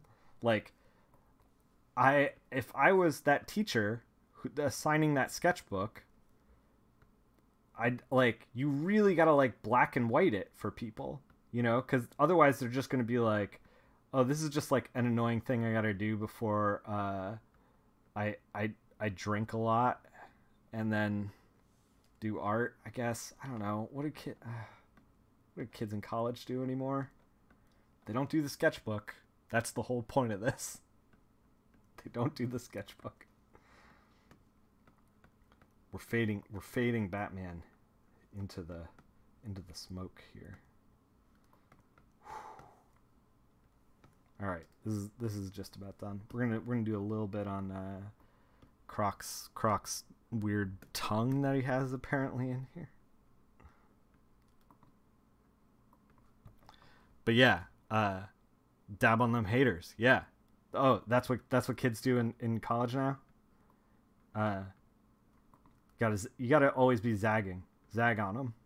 That's what I hear anyway.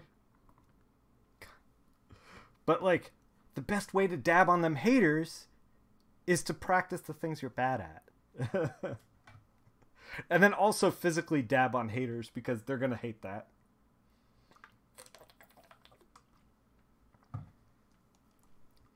But yeah, man, I wish that I took those opportunities more seriously in school, rather than just being like teacher assigns it and then it's like, oh, this is a thing I got to get done. I don't know. And maybe that's partially on me, maybe it's partially on them. I don't really know. I don't have a clear memory. Maybe they did explain it and I was just like, whatever. But like, I found that the at least at my art school, and maybe this is true all over, but at my particular art school at Savannah College of Art and Design, circa 2000 and 2000 and 2004, 2001 to 2000. I don't know. Whatever. How long ago was that? Whatever. When did I go to school? Rewards for Xbox Live is here. Oh god, this stream's a mess. He's punching Two-Face here and then Croc down here. Croc's a little more jagged than Two-Face is. Plus, look at the teeth here. And then Croc over here. Because, like, Croc doesn't have a shirt on. We're gonna punch up these teeth a little bit.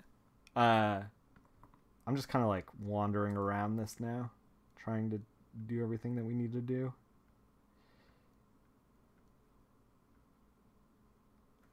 But yeah, man, I don't know. I found that the students that were around me that were the most successful. Hey, Bang Geek, what's up? The students that were around me that were the most successful in art school was like, so we'd have like a Tuesday, Thursday kind of class, you know? And the teacher would assign one single page, or maybe two, to be done in a whole week, which is like madness to me, by the way, because like that, like one page in a week does not train you for the real world. Like if DC Comics is like, hey, we want to hire you for Batman, but we're only going to need 1 page a week. That's crazy talk. You're in crazy town. Like, you're going to have to put more output than that if you want that job. So I found that the students that were the most successful in what they were doing were ones that were like, okay, well, we're going to do, you know, like, we got the assignment on Tuesday. I'm going to try to do a page by Thursday. And then I'm going to do the assignment again by Tuesday. Like, the students who are giving themselves like a little more work on a little more time to do things, we're going against what I said before, and we're gonna just I gotta remember to do that instead of getting sucked into this. If you are in art school right now and you're watching this, just like do everything you can do to do more. I don't know how, by the way, SCAD does a thing where it's like, the way that their system is such that on the time off that you get for winter break is basically from Thanksgiving till January. It's like a huge block of time. It's kind of like you in research class. All the history majors have to take it to prepare us for the real world, but we're spending about 3 weeks just to read through primary source. Yeah, it's like in a real world situation, you're not going to spend 3 weeks to do that. Like the reason that I think they give you that much time is because they assume that you're going to make mistakes along the way because you're new at this, right? So they want to give you extra time for you to learn how to do it. But like, if you don't personally need that extra time, like, challenge yourself to do extra. Challenge yourself to do what is required of you in the real world. Like, I don't know. I was just about to say, like, so I would leave for winter break, right?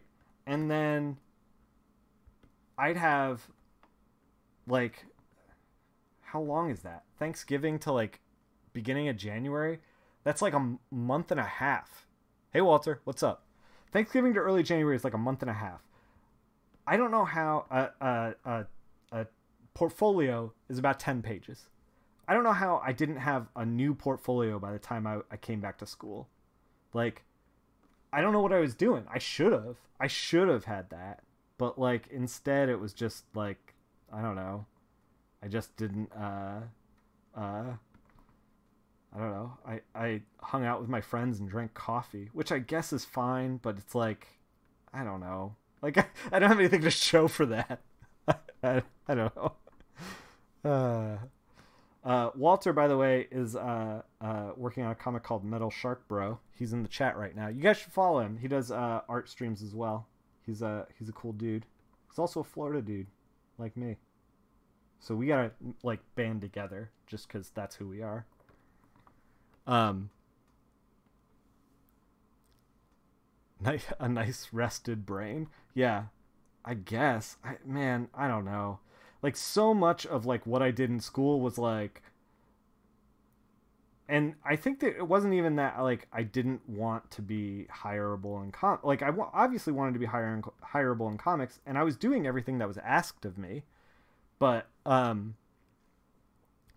like you're working as a research assistant, and if you took 3 weeks to read through your sources, you'd either be fired or the project would already be sent out. Yeah, exactly. You're actually all done with Metal Shark. Whoa. Can you answer? I'm gonna ask you a question, and you can say if you can answer this or not. Did Larry do a pinup for that? And do you have it? Is it colored? Because I was pretty sure I was gonna color that, and then he never got back to me. I don't know if that's happening now. But yeah, I like the bubble that I was in. I was doing everything that was asked of me, and I was doing it well. But like basically I should have been like, okay, what else can I do? You know? So much of what I was doing at SCAD was like, I don't know. I just wish I did more, you know? He did a sketch. You haven't seen the final. You should ping Larry and be like, yo, dude, what are you doing? Nick is a pro colorist. He's very charming and good looking, and he wants to color your thing. You should send it over. Just email it to him. That's what you should tell him. Verbatim.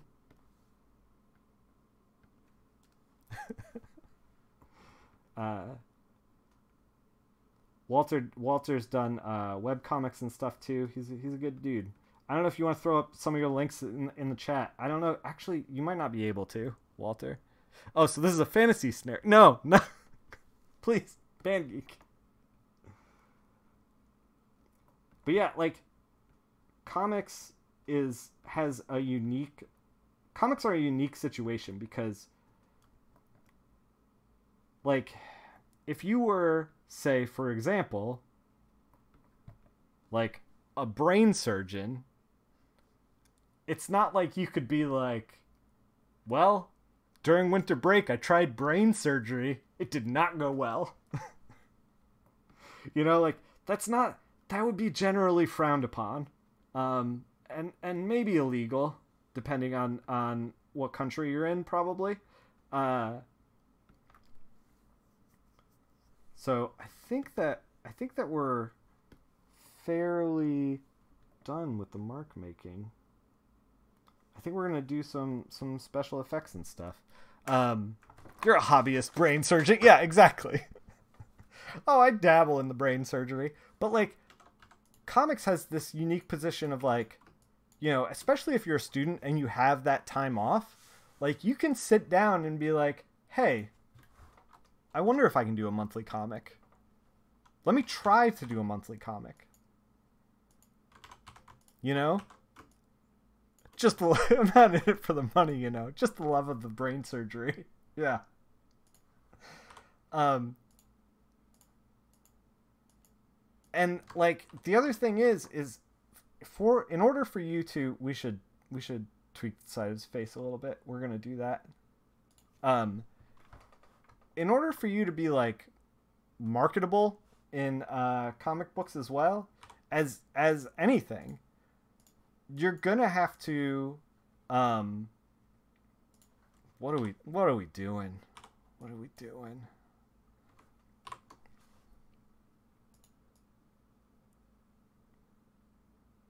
Here's the challenge. It needs to work with this background color here needs to be impactful, work with our color scheme, not blend into Batman's glove or Croc's pants. So I don't know how to do that.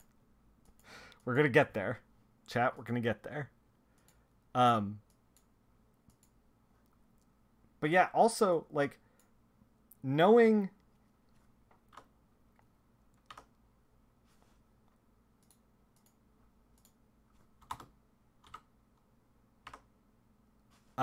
so neon purple. Batman's glove is in Croc's pants. Yes.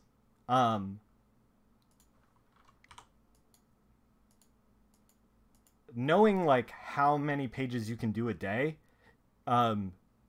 impacts your whole ecosystem. And so knowing like if you can do a monthly comic is going to hugely influence like the jobs that you're applying to and the things that your goals that you're trying to hit. Is that good? My brain stopped working. We're gonna punch this up. Get it, chat? Please don't unsubscribe. But yeah, like if you know that you can only do like 10 pages a day or whatever, or 10 pages a day. If you can do 10 pages a day, you're Jack Kirby. Jack Kirby once did over 1,000 pages in a year. He was a phenomenon. It makes me want to puke thinking about it. Yes, striking. I'm with you.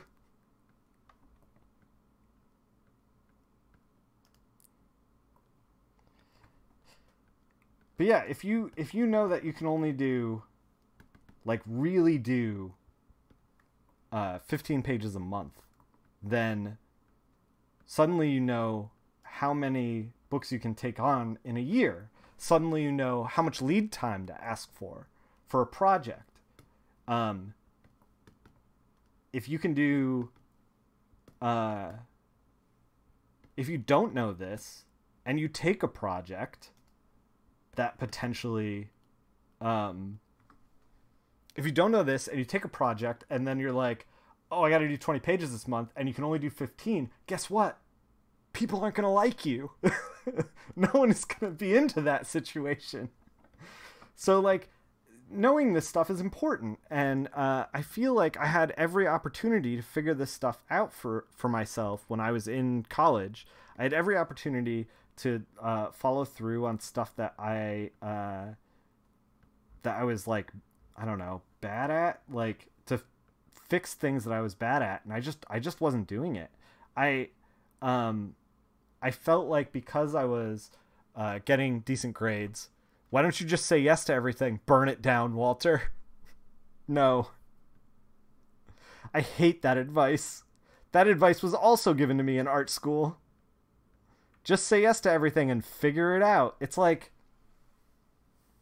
I don't know, maybe if it's a smaller project, like saying it's such a load. Oh my God, I'm going to have an aneurysm.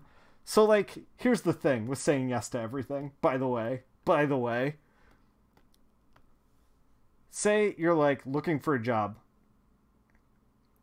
First of all, if you can book one job, guess what? You can book another job. If you can book one job and you screw it up, it's tough for you to book another job. If you can book that job at a low price for 6 months, now you can't book another job for 6 months. So if you get another opportunity in 2 months, you got to pass on it. There's like all this kind of like, just say yes to everything pitfalls of like, no, don't just say yes to everything. Slow down, think about it, understand what you're capable of, and execute to the best of your abilities. I'm gonna lose my mind.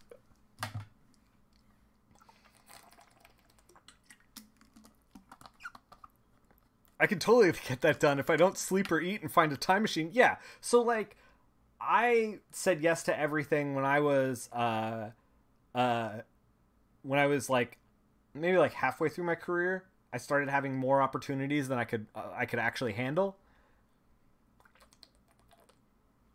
Halfway through my career, like maybe 4 years, 5 years in, and I kept saying yes to everything because that's what I was told. Just say yes to everything. And then I was like angry all the time, and like I was irritable and tired, and like the reason for that, ladies and gentlemen, in case you can't tell, is because like I wasn't sleeping a whole lot. I was like always under the gun, always panicked. Anytime anybody asked me for anything, it was like, oh, I got to deal with this now. Because like I was, you know, in that like, no, I got to do this. I got to do the next 6 pages. I got to do the next 6 pages. I was like overworking myself to the point where it was like, oh, I don't like my work and I'm not having fun, you know? So it was like, oh my God. During that time, not only was I like, oh, this is miserable and I'm angry all the time, but like I was also like, I should just quit and get like a like white collar job somewhere. Anyway, why haven't you figured this out yet? This is something. Nick's brain has left the server. Yeah. This is something, this say yes to everything stuff that I'm talking about right now. This is something that I've actually it took me 10 years to learn this. Like, learn from my mistakes. Don't say yes to everything. If you want to do something, say yes to it. If you don't want to do something, or you feel like you have another opportunity coming along that you might want to do instead, or you feel like you're not sure if you can execute in the timetable. And it's fine to say that, like, if you get booked for something and you're like, and they're like, we're going to need you to do 20 pages a day. Sometimes you can be like, hey, I can only do 15. What kind of lead time do we have? When do you want to announce? Like, there's a conversation that happens.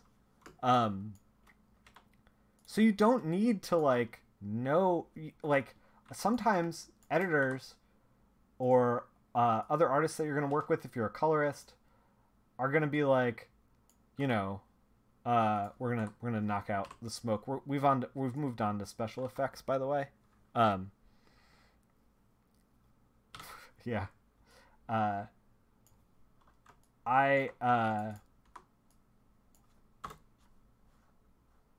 lost my train of thought. My brain, my damn brain. Sally wiped it from my mind because I was thinking about how,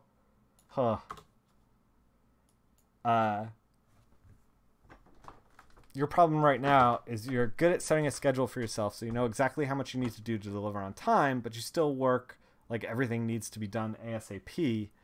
Like if you need to do 5 pages a day, you make yourself try to get 8 pages done. Yeah. See, that's a recipe for madness. One of the, I don't know if we're going to actually knock some of this out because, did we run into problems? We're running into problems. Hold on.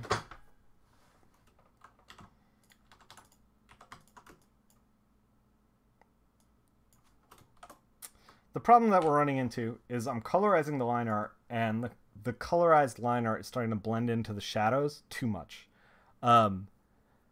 So, Walter, do you take days off? So we're going to try to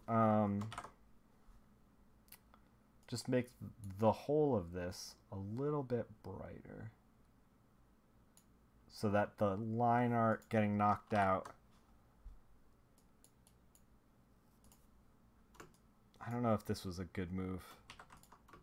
That might not have been a good move. I think taking days off is critical, by the way. Take 1 day off a week guaranteed? Yeah, you have to.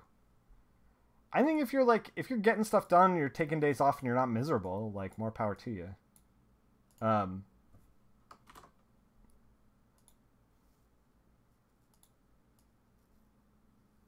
but I, however, was taking no days off. I would work like 15 days in a row, and I'd be like, why am I angry? And then I'm like, oh, I'm an idiot. I've sabotaged myself.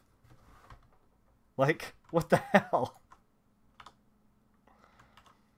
We just scaled back all of this mark making that we did. I just washed the thing with like 20%. I don't know. We're getting... This is the thing. You get tired. You make mistakes. This is the point that we're at. I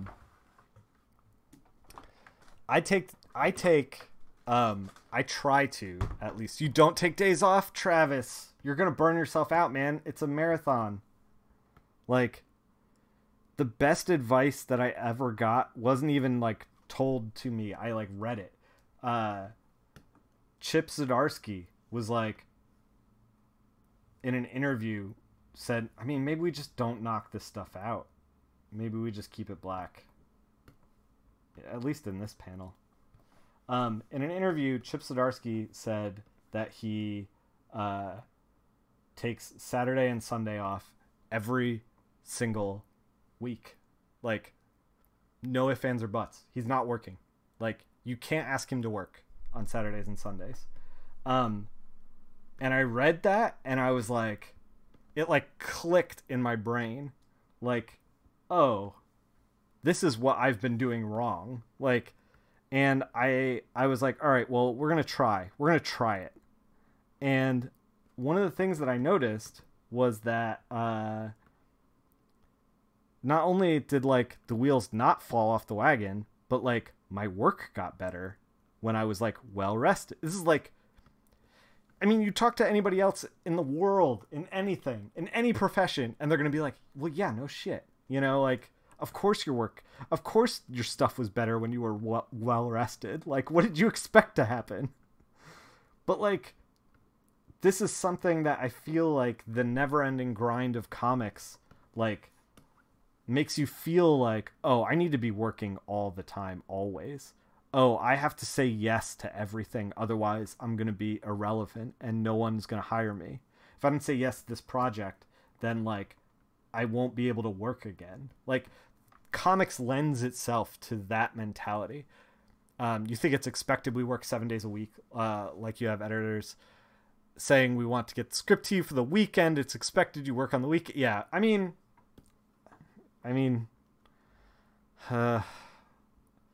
I always, like, here's the thing. There are situations, extenuating circumstances, where it's like, yes, sometimes I do work on the weekend. I'm not going to lie to you guys. I'm going to be straight with you. I don't take every weekend off.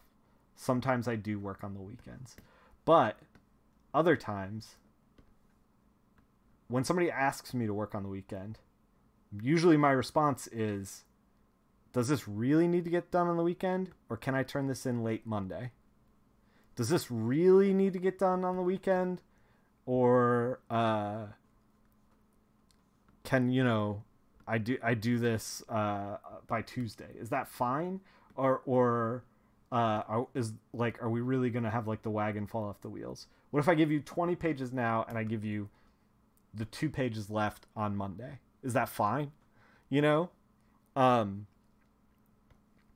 I think having that conversation with your editor, you're going to be surprised how often that they're going to be like, oh, that's fine. You know? And if it's not, they'll tell you. Like, they will let you know. So we knocked out the smoke down here, but we did not knock out the smoke over here. And I don't think we're going to knock out the smoke over here because basically we made too many dark values. And I don't know. Comic book coloring. What even is it? Look, it's been a long week for me. I'm very tired and slightly delirious and yelling about schedules. Yeah, I don't know.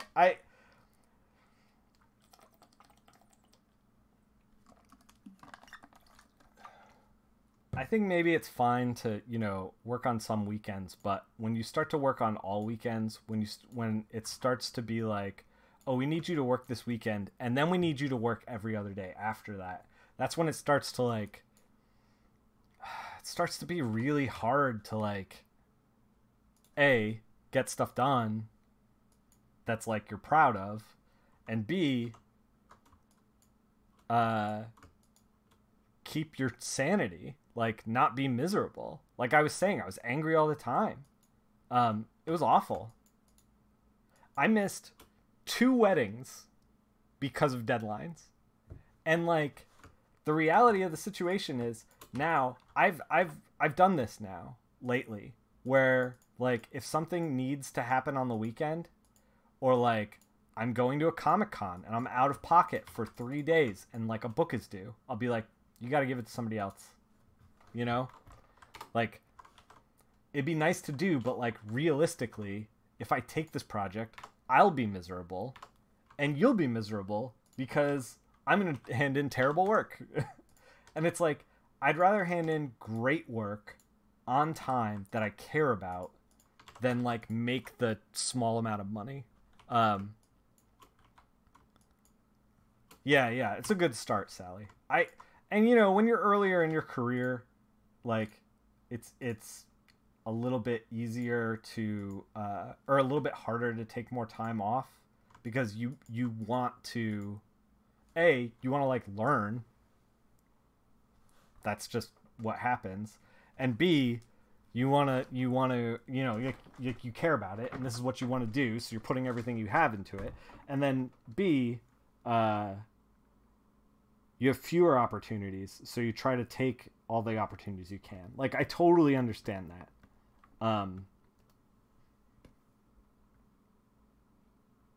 But just know that, like, there are, like, negotiations and options out there. You don't have to live in that headspace forever. And I wish somebody told me that as well. I wish somebody was like, yo, you don't have to like knock yourself out, and when you do, like the work you're turning in is not good. Ultimately, I did have somebody say that to me, and then I was like, oh, and then I started doing the best work of my career because I was like, resting is important, self-maintaining is important. Yeah, it's just the way it is.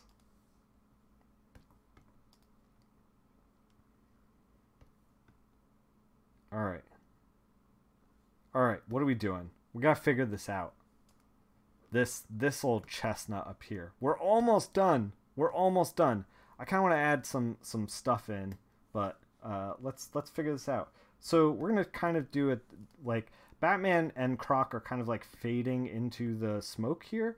So let's make them fade. Let's actually make them fade a little bit. How are we gonna do that? Chat, I need your help. I don't know what I'm doing. I'm outed as a fraud. I know what we're doing. I think I know what we're doing.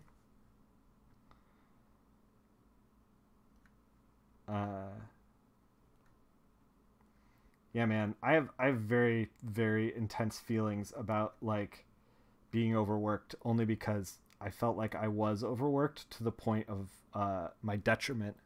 Apply drop shadow. Yeah. Thank you. I didn't know the distinct direction that I wanted to take.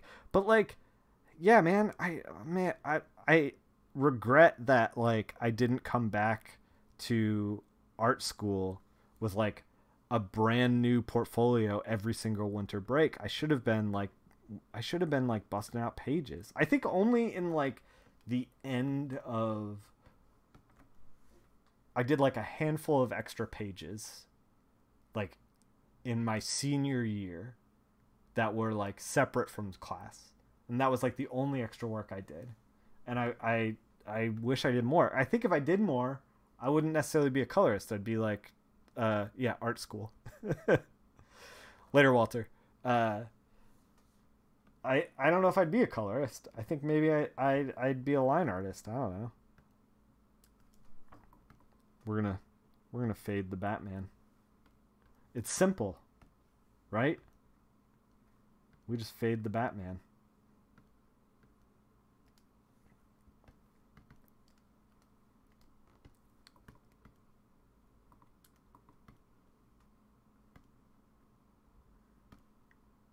So this is like kind of smoky over here. So we're gonna use some layer masks to kind of like paint in where we want the smoke and where we don't want the smoke.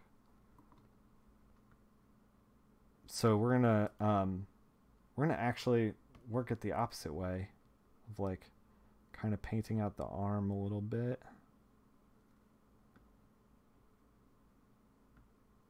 Before kind of putting it back into the smoke. Maybe not here. We're figuring this out.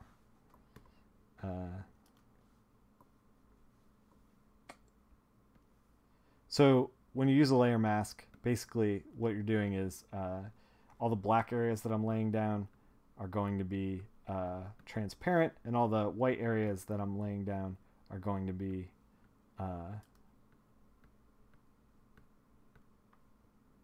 opaque. took me a minute. I don't know if, you know what, we might not use a layer mask. We might just kind of do what we do. I'm just gonna set this thing to clear. Kind of like work it until it's good. Work it until it's good. The old Nick Flaherty way.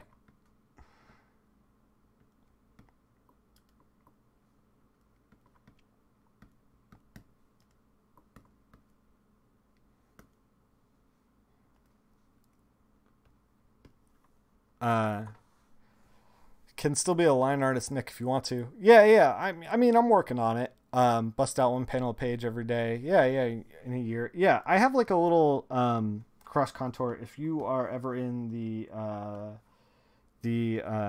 Discord, I don't know if you are. Are you?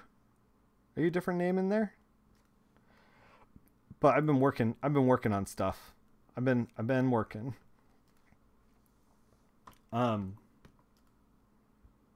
So now Batman is in this foggy fog. But we're going to take this. So we're going to take our brush and we're going to set it to clear. And so it's going to, like, this is the fog that we just laid down. As we kind of like clear out, we're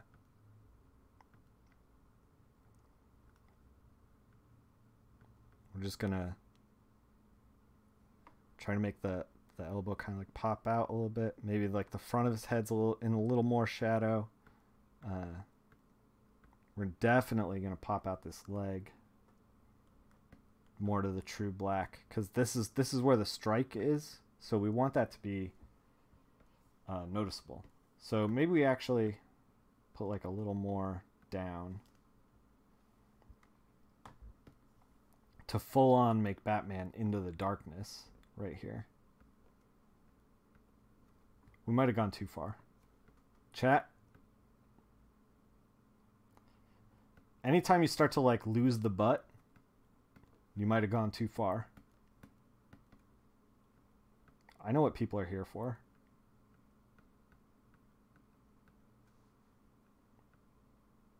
There we go. There we go. So now Batman looks like he's like in the smoke. We oversmoked his crotch. Yeah.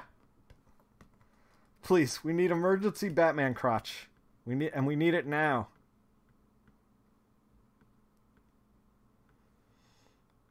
I'm just kind of like putting the spot blacks down a little bit. So yeah, now Batman kind of feels like he's like in a kind of like a smokier area. We're talking about Batman's area. This is a PG-13 stream, so we can do that.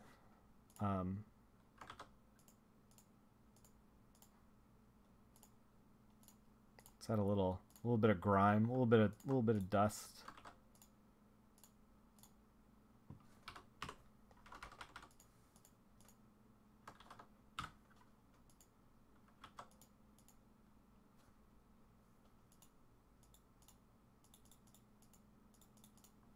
There we go. Feels like he's in the smoke. You didn't get my permission slip signed. Yeah. I don't know. It might be too much grime. Maybe that's just fine. That's fine. It's fine. You scale it back just a little bit. There we go. Okay. Let's do the one up here. How are we gonna do that, folks? Let's figure it out. So, we're gonna have to do some very like precise kind of like you only need a permission slip for R-rated? Oh, okay. Okay. So, like I said before, if you're just joining us in this very long rant about Batman, we're at 2 hours 21 minutes. Usually don't stream this long. But we're so close to done that I don't want to be like, next stream's going to be 20 minutes, you know? We're going to try to trace out this area that is like underneath Batman, with the Claw, with the smoke, with Scarecrow back here, around the thigh, around Two-Face here. We're going to try to get as close to this as possible. Maybe we should... trying to think of the best way to do this. We might just have to like suck it up and trace it. This thrill as I slowly trace the outline of Batman. So how's it going, everybody? Yep, this is thrilling content. This is the kind of content that I do sometimes off screen when I know that we're going to be doing something like this. I wasn't sure if we were going to get to this today, and I didn't have any time, so we're doing it now on stream. When we did the Batman Catwoman piece, I probably could use some cocoa butter lotion. We did the Batman Catwoman piece, the Jim Lee page. We had to trace out Catwoman and Batman to make them pop off the background because they were like ziplining over the city. And when I did that, I actually set up the trace on another channel, because which we're going to do here as well. I'm going to show you exactly what I mean. But like I did that because it was like, oh, this is going to take like, you know, 10 minutes of me sitting here doing nothing, basically, slowly tracing out this weird shape. So, you know, strap in. Now that I've yelled at you for you to realize that your time is worth something and that you should take time off, and you've all left because you're like, ugh, there's nothing to be gained now. Now I'll hit you with the 1-2 punch of telling you to leave and then boring the hell out of you. They call that the old Nick Filardi. Oh my life. So let's put the shape down. So it kind of looks like that. So we're gonna put that shape down, and then we're gonna put a second shape down. We're gonna trace around Two-Face's head here. Now we have like Two-Face like kind of melding into the black a little bit. So the spot black of Batman, we're gonna have to figure out these little hairs, because this is basically where we're gonna be working. Because I want to make Two-Face's head kind of move forward from Batman, and I want to make. We should probably do it on Croc's body to make his hand pop forward too. This is gonna be a weird selection because I'm not exactly sure where the selection is going to begin and end, so we're just gonna go wide. We're gonna go wide, and we're gonna try to just kind of make notes of like where we want things. I should be zoomed in. You do have to actually leave soon. Yeah. Neighbors invited you for a potluck. Nice. That's cool. I went to a lot of potlucks when I was in my 20s in Philly. We did a lot of that when there was a larger community of us, and we didn't have nobody had kids yet, and all that kind of stuff. My younger days. But potlucks are fun.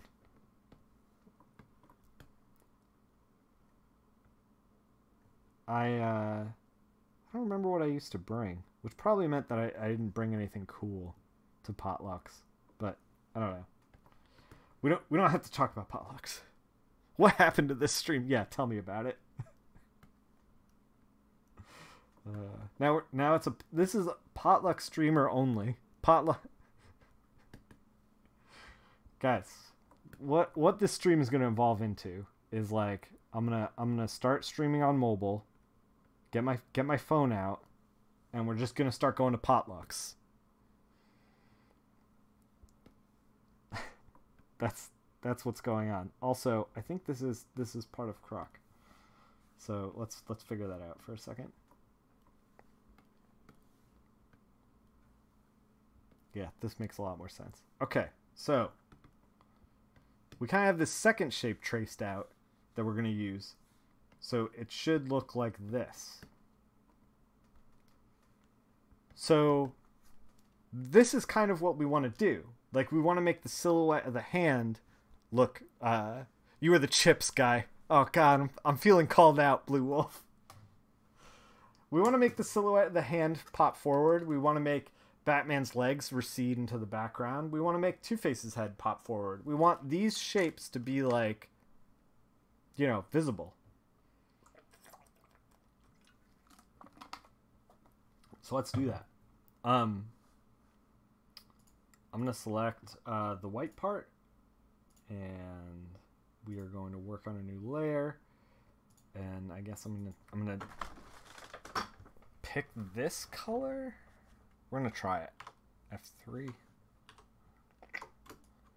It's like kind of working.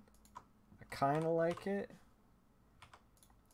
We could even further like exacerbate this by deselecting the claw and pushing the head way back in there. Which probably is going to look great. It's probably going to look good. So let's do that. This top panel is basically all depth, like playing with depth in a way that you end up with like a good product. And this is stuff that's like, this will get you above and beyond, like where if you're looking for that next level, if you're coloring and you're like, like the line art's kind of sacred. I don't know if I'm allowed to do this, like that kind of thing. This is mentally where you want to be. So we're gonna pick this green, and we're gonna try to make the smoke back here and over here. We're gonna try to make them like pushed further away, which means more similar to this color right here that I'm gonna color pick. So we're going to do 50% radial grad and just like push them back. So already we're getting like, and we could actually do like one more step. Kind of like, we're like pushing. So right now it's reading like Scarecrow in the way back, Croc's left hand, and then everything else. And we're going to add just like a few touches more to kind of like push Batman's hand forward and also push... actually, we could actually deselect this white part. Yeah. Am I streaming? I'm good. It disconnected me from the chat room and then it said welcome to the chat room. So I think we should still be up. I'm all gun shy because of the problems that we had before. So like we want to make Batman's hand pop forward, right? Like right now it's blending in because we have all this spot black right here. Bang-Geek, you can't fool me, but you fooled me a little. We have all this spot black like underneath his arm, and then we have spot black in Batman's glove, and like it's kind of flattening into each other. So the way we do that is just get rid of some spot black. Just all we got to do is be like, hey, Craig Capullo, we said no. Boom, hand pops forward. Same thing here. We're gonna just like little bit pops Two-Face forward a little bit more. And if this is looking very dull to you, like the actual color that's like underneath all of this, you can actually go in and the reason for that is we're CMYK, and this is what the black looks like, 60 60 40. We're in this like weird purpley blue kind of thing, which is interacting with the green okay, but like we could select like a green and do like, so we kind of see that it's like kind of a little bit of why is it a little bit of everything? Hold on. Let me just give me a green. Okay. So we're going to do like 80 80 20 80 100. So this should be like greenish. Normal grad 100%, and we're just on the black layer, and all we're trying to do is like make the black undertone, the super black that's down there, look a little more green.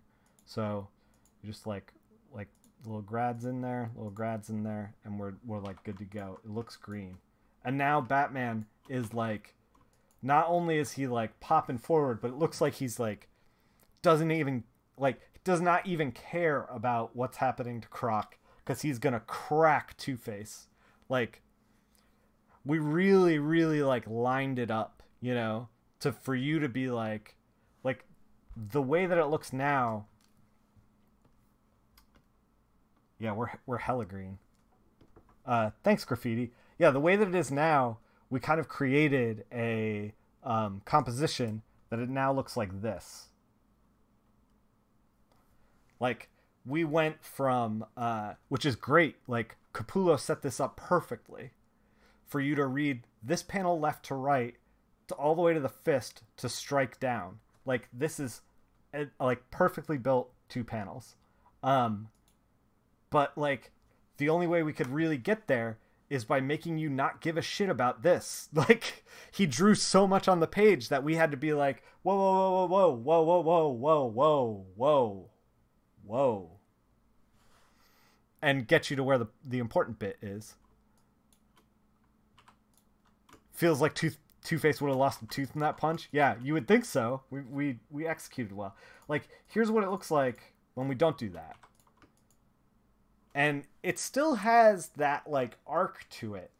But instead you're like, what's going on over here? What's going on over here? You're, like, all over the place in this panel. All we did was, like, try to direct your eye just a little bit more. Which is important. I think that we're done. Maybe we're gonna... Hold on. Maybe we're going to do just a couple of little special effects things. I kind of want to just add like a little bit of flair to these. Like, maybe they're smokes, but they're like burning, you know?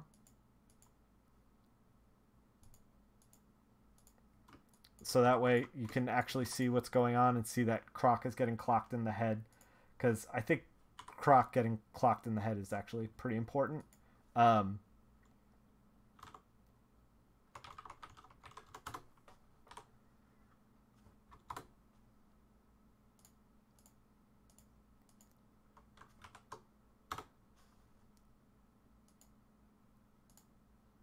Let's just green those up a little bit. Yeah, so that reads a little better.